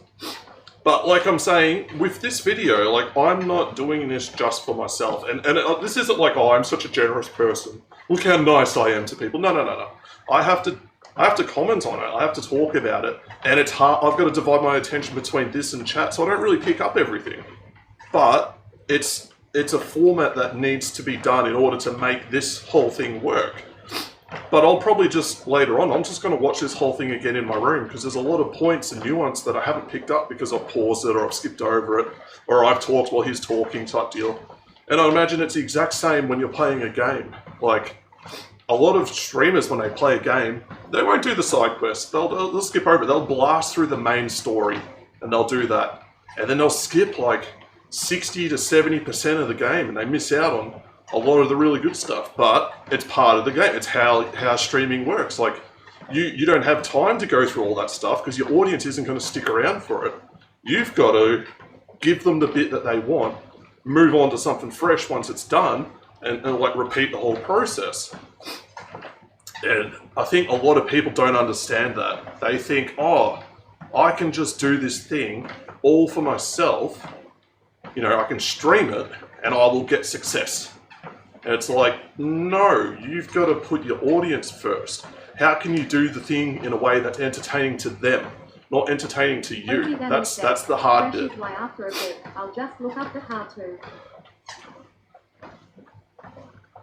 Yeah, exactly. I'll chuck the link in chat later so you can all grab it. It's a really good video to just check out and watch. Like, this guy's saying so many good truths, and he's coming from a position of authority and a guy who's actually done it, like he demonstrated it. So what he's saying is like 100% on the money. Casper said that I consider Josh Strife typical content, But you'll be having a different stuff. He tried MMO drama. Some reason it's a lot less interesting. Yeah, I would imagine so, because you're not invested in the drama. Like, that's probably not appealing to you. It's probably not appealing to a lot of people. But, you know, he's probably just trying, like, different things in an effort to continue to grow. Like, he's 1 million subs. Like, he's a big dude. But he might have basically tapped out of, like, people that he can go after within the area that he's going for. So he's trying new stuff to, like, find new members. And you have to do this. You don't have a choice. It's grow or die. If you don't grow, that's it, man. You're fading off into irrelevancy. Different type of fun, a different experience of the game. And I find this change in experience comes from 3 major things: attention splitting, audience interaction within the game, and audience interaction outside of the game that is often about the game. So let's break those down. First, attention splitting, or why Twitch streamers seem to suck at games despite literally playing them as a He's job. right, though. Put simply, you've got a limited amount of brain power, and focusing it all on one thing can make you kinda good at that thing over time. But when you start juggling 2 or 3 things, you can't give each one 100% of your focus, and each one suffers. Like, I would love to When you do that, you are like racing attention games splitting. on stream, because I'm pretty decent at most racing games. But the level of focus and just concentration that you need to be able to perform and do that while streaming, nah, man, like, chat's either going to suffer or that's going to suffer, and it's not going to lead to like a good outcome for either person. So you're better off like solo that, find something else that you can do that works better. Ozzy Danny said, learning to Playing a read video chat game when you and come play the home game from a is long day learning at work curve. is designed to be It a just relaxing takes hobby. time. Yeah. But when you are streaming, playing the That's why I game use is only TTS. If I one do a of the game, things you're like, doing. I'll have You're TTS also on. I don't now have to read chat, I just hear it. It's so much easier. It gives you that feeling of just playing like a game on the couch with your friends, and all you do is just play and talk. It's way better, but obviously it doesn't scale up, you know, like you've got to have a small audience to be able to pull that off. And again, it's irrelevant to this guy. reading the Twitch chat, you're reacting to it, and if you're playing with other people in the game, you're reacting to them as well. Many people think you can stream a game the same way you just casually sit and play one for your own enjoyment, and that's just not the case. Because when your job is to entertain, the game now becomes a tool, a framework that you can build entertainment around. When people find out I do Twitch streaming, they say, oh god, I wish I could just play games all day, and I tell them, you can, but it wouldn't be a very good stream, because the moment that camera is focused on you and that microphone is in your face, you are psychologically experiencing that game you're a presenter from a different now. mindset it's not just than all you about would you. have if you were just lounging on the couch with no one watching. The game you are playing, the teammates you have if it's multiplayer, the chat, the discussions going on, your responses, donations, subscriptions, the software you're running to stream it, food and drink you have in real life, any contractual obligations you have to the stream or the sponsors, combine all of this and you'll realize streaming is a job that requires a specific skill set to be good at. And but you gotta be able to like juggle a lot of things and mentally hold a lot of things at the same time. Nonetheless. And this means people will message you, guarantee it, complaining that your gameplay isn't good enough because it's not your only focus, or your chat interaction isn't fast enough because it's not your only focus, or your teammates are getting annoyed because you're not focusing on them because they're not your only focus. Oh, is that Shadow of the Colossus? All of these things do matter, and they're all urgent, and you have to make the equation balance. Attention splitting will mean you might miss important aspects of game design, like walking past an obvious item because you're reading the chat to thank some donators. Or you'll miss a big donation in chat because you're focusing entirely on the game and make people feel bad because they've given money and you've not thanked them. If you're attention splitting enough, you don't actually form memories the same way. Have you ever been doing 4 or 5 things at the same time throughout the day, and at the end of the day, you actually can't really remember any specific thing you did? Well, that happens with games. I played Oblivion for the first time ever on stream several years ago. The whole adventure stream. You probably can't remember it. I have finished Oblivion. I have the VOD to prove it, and yet I cannot actually remember playing that's exactly Oblivion. what I'm saying. I've got like, vague segments here and there. Almost this entire video. There's huge chunks of it that I just haven't processed in it, like picked up on. So that's why I've got to rewatch it.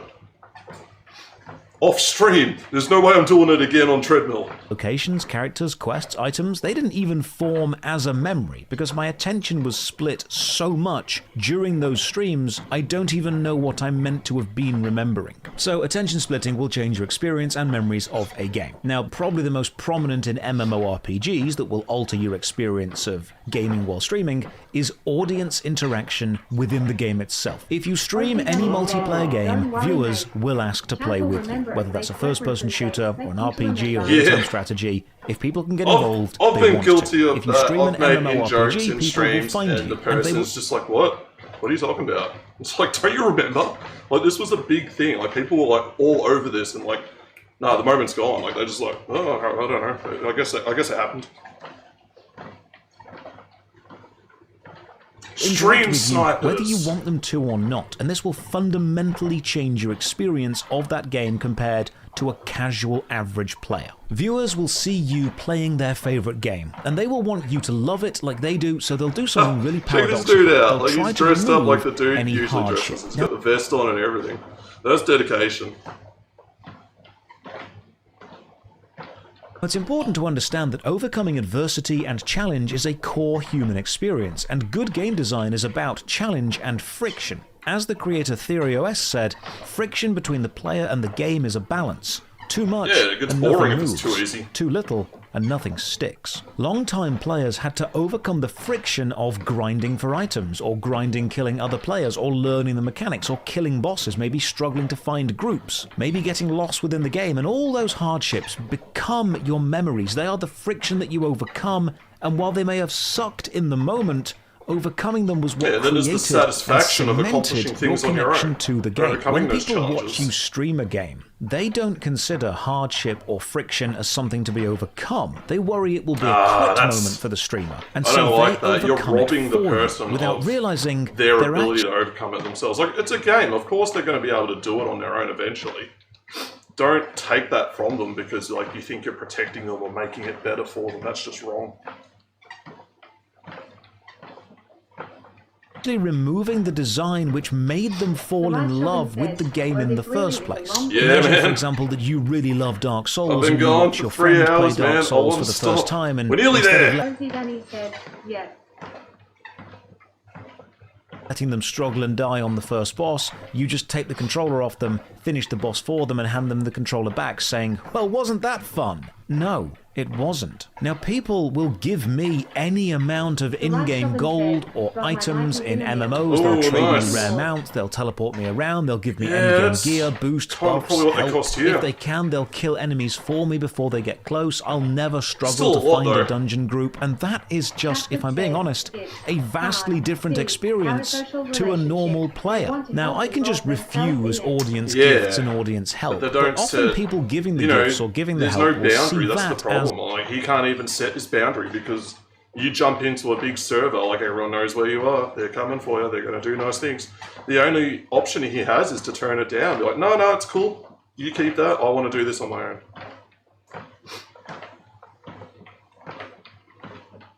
An insult. And I've had times where I've refused gold or items or mounts or help because I want to experience the game as it was, the way people tell me they have experienced it and am excited to see me experience it. And then I've actually had angry messages saying it's insulting to refuse the gifts or the help they want to give me. They've travelled all this way to give me a present. Took it as like a way to be insulted. Like, how dare you deny my generosity? Can't you see I'm doing a nice thing for you? It's like, no, man, that's not the way this whole thing is framed. Like, you're denying him the ability to overcome these challenges himself. You're denying him the satisfaction of, enjoying the game. Need to team up with them because they've paid for the game or a subscription. They see the effort and the energy they have gone to as something that I absolutely need to accept. Because when you are streaming, you are not just streaming. You are the group leader, even if you don't want to be. And now you're managing people's emotions and expectations when they thrust those upon you. Now, this isn't all negative. Of course, there's a positive side. Playing a game with viewers can strengthen the community bond or help ingratiate you into the game's overall community.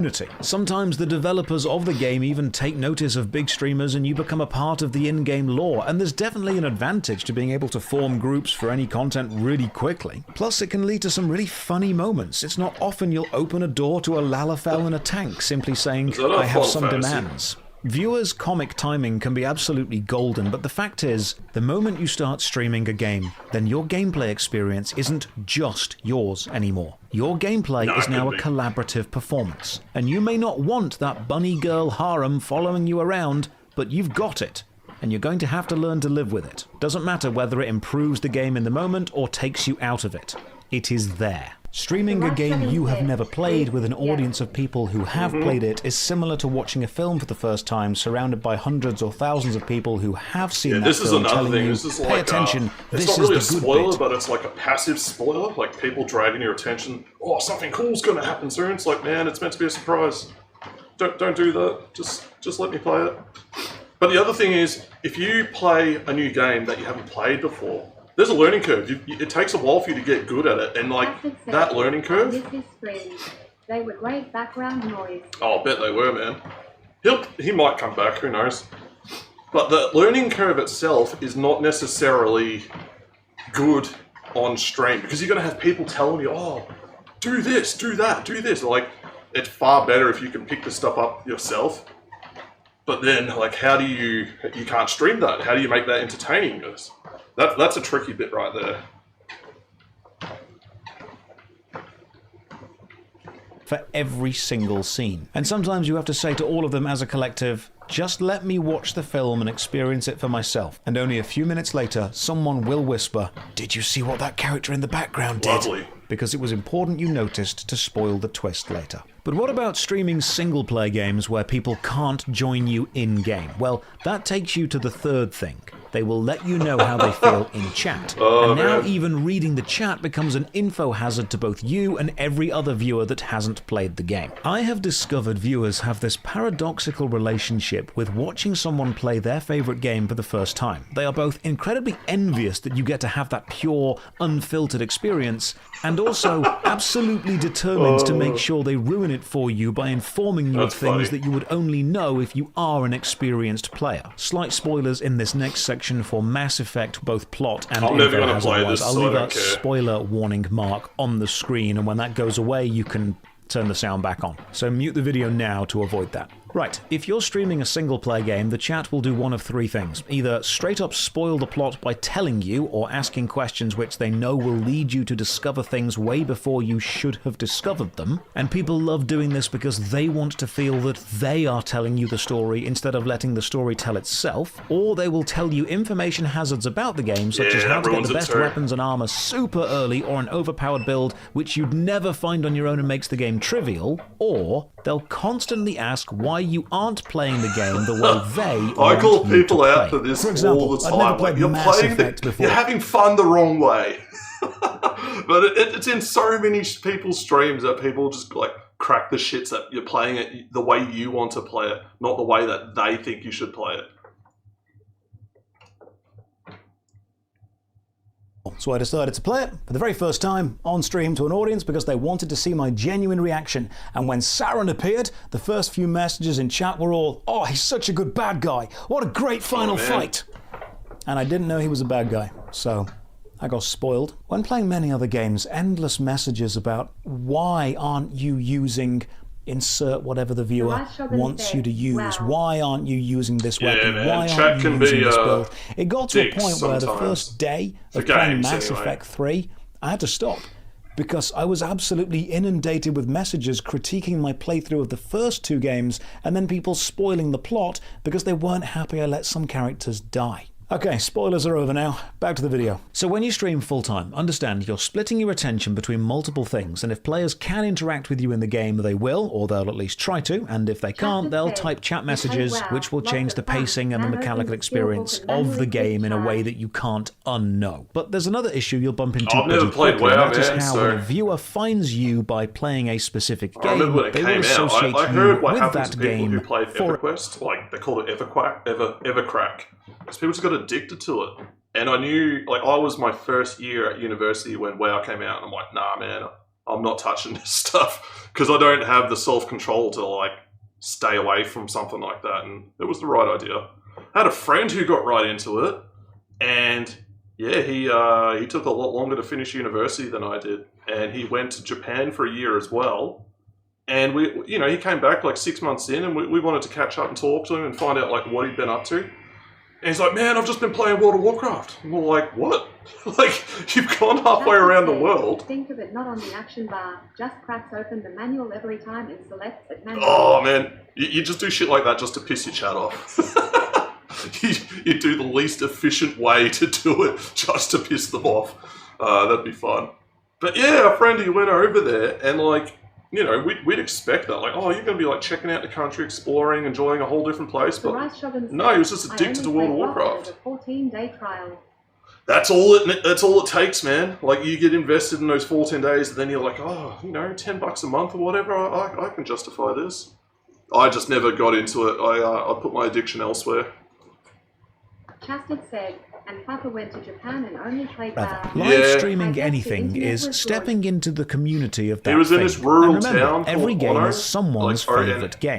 That's where the sister school for the student exchanges were for our high school. So he went up there and he worked for Nova. And then like the most fun he had was when Nova went bankrupt and he was in Tokyo for 3 months because he was just milking the travel visa by then.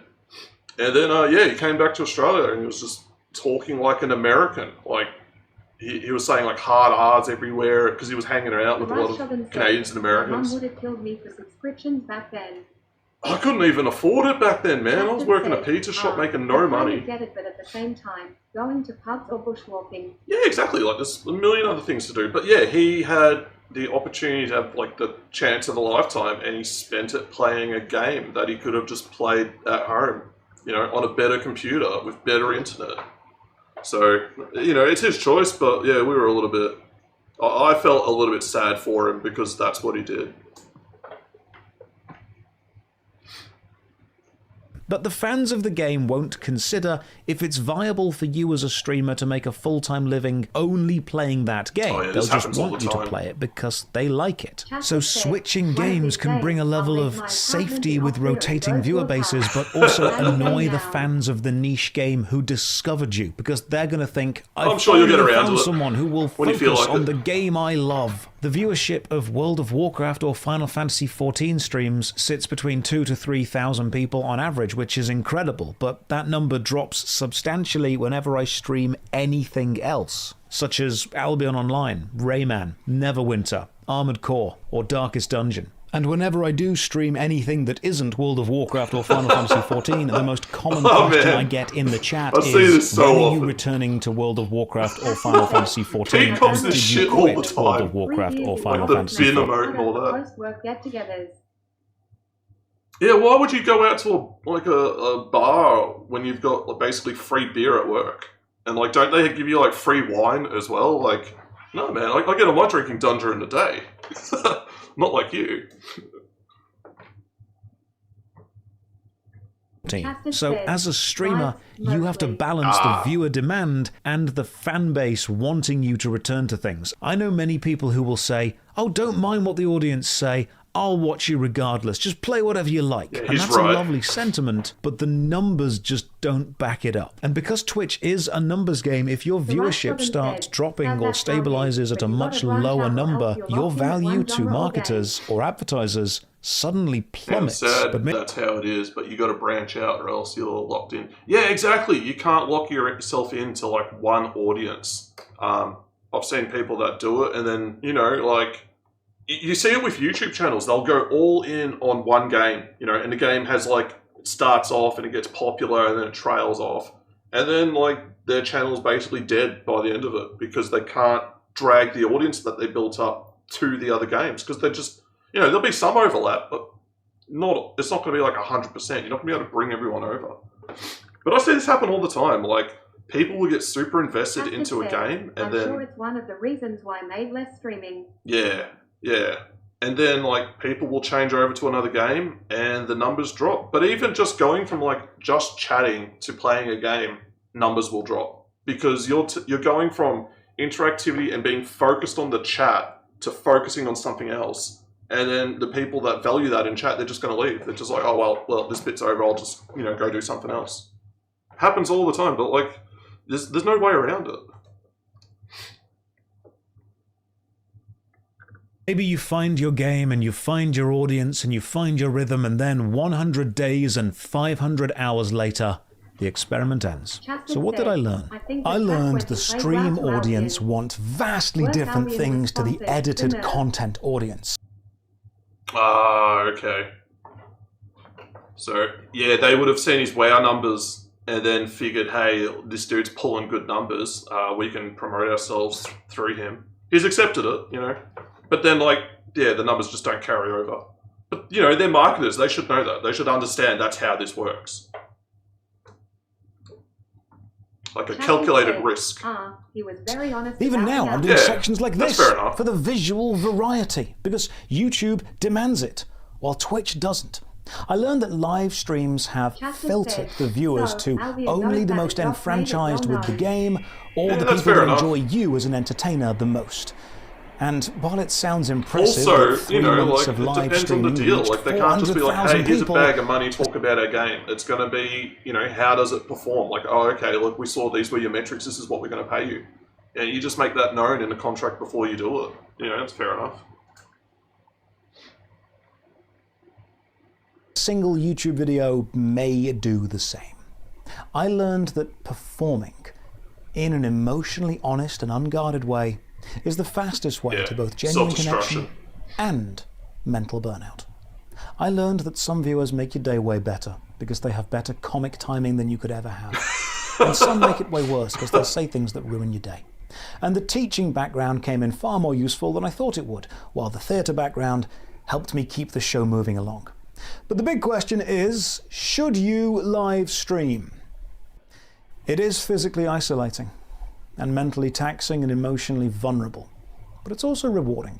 in both a performance way and a he's social coming and to this. cultural way. Content creator. With Humour Museum, it was his peak. Oh yeah, he was popping off when that was going. I didn't watch one of those streams. It wasn't the type of stuff that I was interested in, but I saw him getting big off of it, and like, the clips were showing up in my YouTube, and I'm like, okay, but I'm not gonna watch it.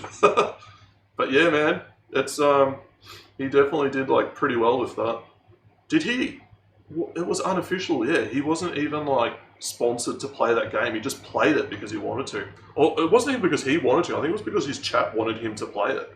Like someone else popped off and made it big, like a smaller creator, and then he was the first big creator to sort of get on it and like make it a thing. And then yeah, other people saw it and jumped on the bandwagon. I gotta admit, gacha was not my thing, but it was an easy thing for Pete to hype. Oh yeah, because his audience have that sort of overlap. Like you got to remember, he's got a lot of the trash taste people like following and watching him, and a lot of like Connor's people as well.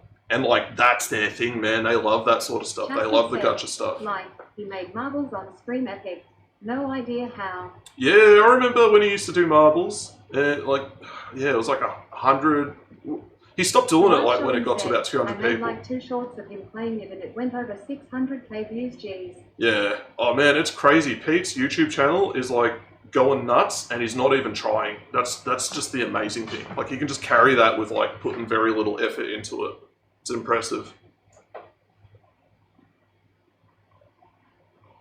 It is a cool job, and people think you're cool for doing it, but like any job, there are aspects of the work that you will only truly understand once you've done it. So go and do it. I will keep streaming and making videos for as long as I'm lucky enough to have an audience who likes the content that I create. But I also know that nothing lasts forever. And as a teacher, my most fundamental goal is to give people more skills than I have, so they can be better than I was. So if anything in this video has helped you start or continue a career in content creation, let me know, because it's cool to see the next generation coming up and making better content. For now, I have to go and play video games as a job, and I get to share that adventure with you, which, all things considered, makes me an extremely lucky guy. Cheers for watching. Another massive thank you to all the supporters on Patreon and Twitch who keep this channel alive. You can support from only £1 a month. Check the video description for links to Patreon, Twitch, Twitter, and Discord. Like you said, he makes more money with have a great day. With YouTube, so like you can divert your time into that, but at the end of the day, and he seems like a very logical, business-focused type guy, so he's just going to go like, well, where the logic takes him. Is like, yep, I'll make more money doing this, I have a healthier lifestyle doing this, so I'm just going to do this. Plus, you know, he's already built up and established himself as a YouTuber as opposed to a streamer, so why would you want to like rebuild everything again when you're good to go already on another thing? Oh my god, I stopped the treadmill like 20 minutes ago, but damn, I've been going for like 3 hours. We gotta wrap up. We gotta find someone to raid. Because I'm hungry. I want food. I want food. I want to shower. I want to watch some videos. Actually, before I go, I'll show you something cool. The rice shop a little said, hint. Oh, it's time. Yeah, it is. Hey, if you guys have suggestions. They love the instant interactivity. Yeah. But it does come at a cost. Yeah, that's true. The rice shogun said, eat well, mate. Oh, I'm going to stuff my face. You can see I've got no one to raid, so I'm taking suggestions if you guys want. I have a option on my other monitor if you need. Yeah, just give us a raid option. But I want to show you guys something cool first. The rice shogun said, did I miss out on the Hong Kong pictures? No, we're doing that because I just don't have enough time to do it today. We can do that another day. Just 1 second. Oh my god, it's so heavy. Alright, anybody want to take a guess what this is? The rice shogun said, I got no one actually. Oh, this is so freaking heavy, holy shit. We're going, where are we? Ozzy Gunny said, suggestions, Miss Tyro's a hyper streamer Waffle Smacker, Japan-based gamer. Oh yeah, I know Waffle Smacker. Can't see it just yet. Yeah, oh sorry, I'm holding it here. Yeah, what do you reckon this thing is? Ozzy Gunny said, Miss Tyrozy. This weighs like 10 kilos at least. Ozzy Gunny said, I typoed. I'll open it up, just give us a sec. Custard said, I would put forward Big Wizard, but yeah. The rice shogun said, laptop bag. Yeah, it's a laptop from 1987. It's a 286. Just give me 1 sec, I'll pop it out so you can see it. It just weighs like stupid amounts. The Rice Shogun said, far nice. Hang on, I got it. Just throwing my back out as I lift it up. So it's a Toshiba T3200. And it's so cool. It's a 286. So my first computer was a 28. Oh, not really my first one. My first like non-Macintosh was a 286. You'll get way more Bit Wizard content on Misty's channel than this. How do I open this? Up here. So that one. Damn, I need more arms. Chapter said, there we go. I'm not 100% into hyper streams though. Yeah, check it out. So this is a very heavy laptop. It's got a floppy drive on it. It's got a gas plasma screen. It's a 286. It's got the expansion port for a mouse. You had to plug a board into the motherboard to be able to use a mouse on it.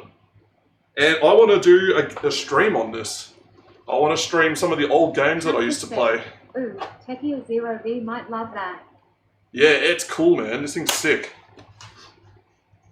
So yeah, in future stream, I'm going to set this up so I can play some games on it. I've got to figure out how to get games onto it. I have to plug in a floppy drive into my main computer again, so I can actually do that. So yeah, that'll be something I'm doing in the future. I just thought I'd show you guys before I dip out. The Rice Shogun said, that's something I'll see from LGR. It's cool, it works. I booted it up not that long ago, and it's got emails on there from the 90s. Not faxes, emails. Because my dad's company bought this because they needed something to do CAD design and also load firmware onto the these laser guards that would shut down machines when they were triggered. And yeah, that's what they bought this for. And it's not cheap. It was like nearly $7,000 in 1987, which translates to I think it's like $15,000 or $20,000 today. So kind of crazy. It's not worth that now.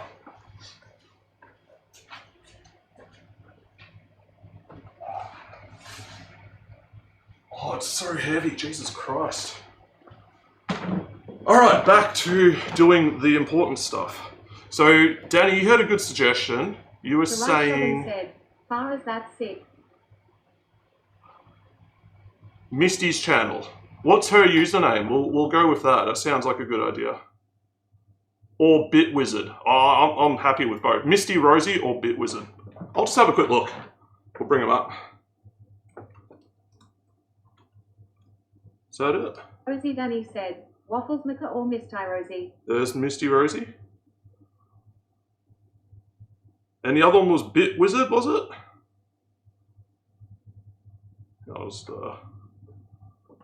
I just want to see what they're doing. So that's like a VTuber.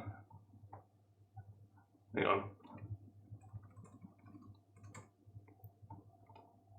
Bit Wizard. I hope that's the right way to spell it. Oh, it's 2 T's. My bad. The Rice Shogun said, Misty, Hyper, Bitwiz IDK of much. Because I just don't know. Said, she is a loud VTuber. And we'll mute, just so it's only one at a time. And this dude, what's he playing? It looks like an old PlayStation game. Bit Wizard, musician, retro RPG, living in Japan. Oh, Jack's there. Oh, I'm happy with either. Because, yeah, I'm just going to dip out and chill. I reckon we'll go with the dude in Japan. She's already got, like, quite a few people, so... We'll raid Bit Wizard. I've never even heard of this guy before. Both Bit and Waffle are in Japan. Yeah, I know Waffle Smacker. He, I can see him, he's playing Forza. Lady Lunity, she raids Luke sometimes. Yeah, we'll go down here. Oh, Lady Lunity? Yeah, actually, that's a better option. Let's go with her. She's always, like, held in high regard. How do I spell it, man? The Lady Lunity. And I'll just copy that so I can just quickly raid. Alright, cool. We'll jump over. I'll stick around for a couple minutes. But yeah, we'll get the raid going. /raid, chuck it in there. Oh, I spelt that wrong. I'm an idiot. The Rice Shogun said, up to you honestly, mate. That looks better. That should work. There we go. The Rice Shogun said, I hope I've got the right one. Some good food. Yeah, I don't know. I'll have some dim sims. I got these like really good Korean 2-minute noodles at the moment with like cheese and stuff in them. So I'll do like a bunch of those with some dimmies, and that's usually a pretty good meal. But yeah, thanks for sticking around, guys. We'll do the Hong Kong stuff next time. It'll probably take me a bit of time to go through that. And I've got the Sri Lanka ones as well. So I got a bunch of these photos to go through. But yeah, this video just took forever. Spice is good. Yeah, I can't remember what it's called, but it's nice. So I'm looking forward to that. But yeah, I'm going to jump over there. I'll catch us on her stream, and then... Haha, yeah, like it's burger and kebabs open at this point. Oh man, nothing's open now. It's 12:30. Nearest thing for me is like 30 minutes away. Yeah, I think that's what it is. Turbucky. Yeah, it's nice. Anyway, I'll catch us over there. I'll see you in a bit. There we go.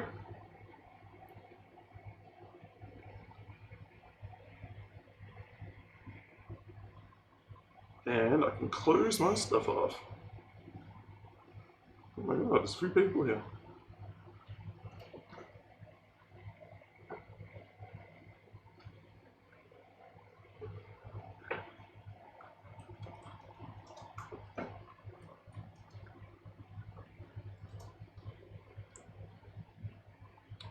I need a faster laptop.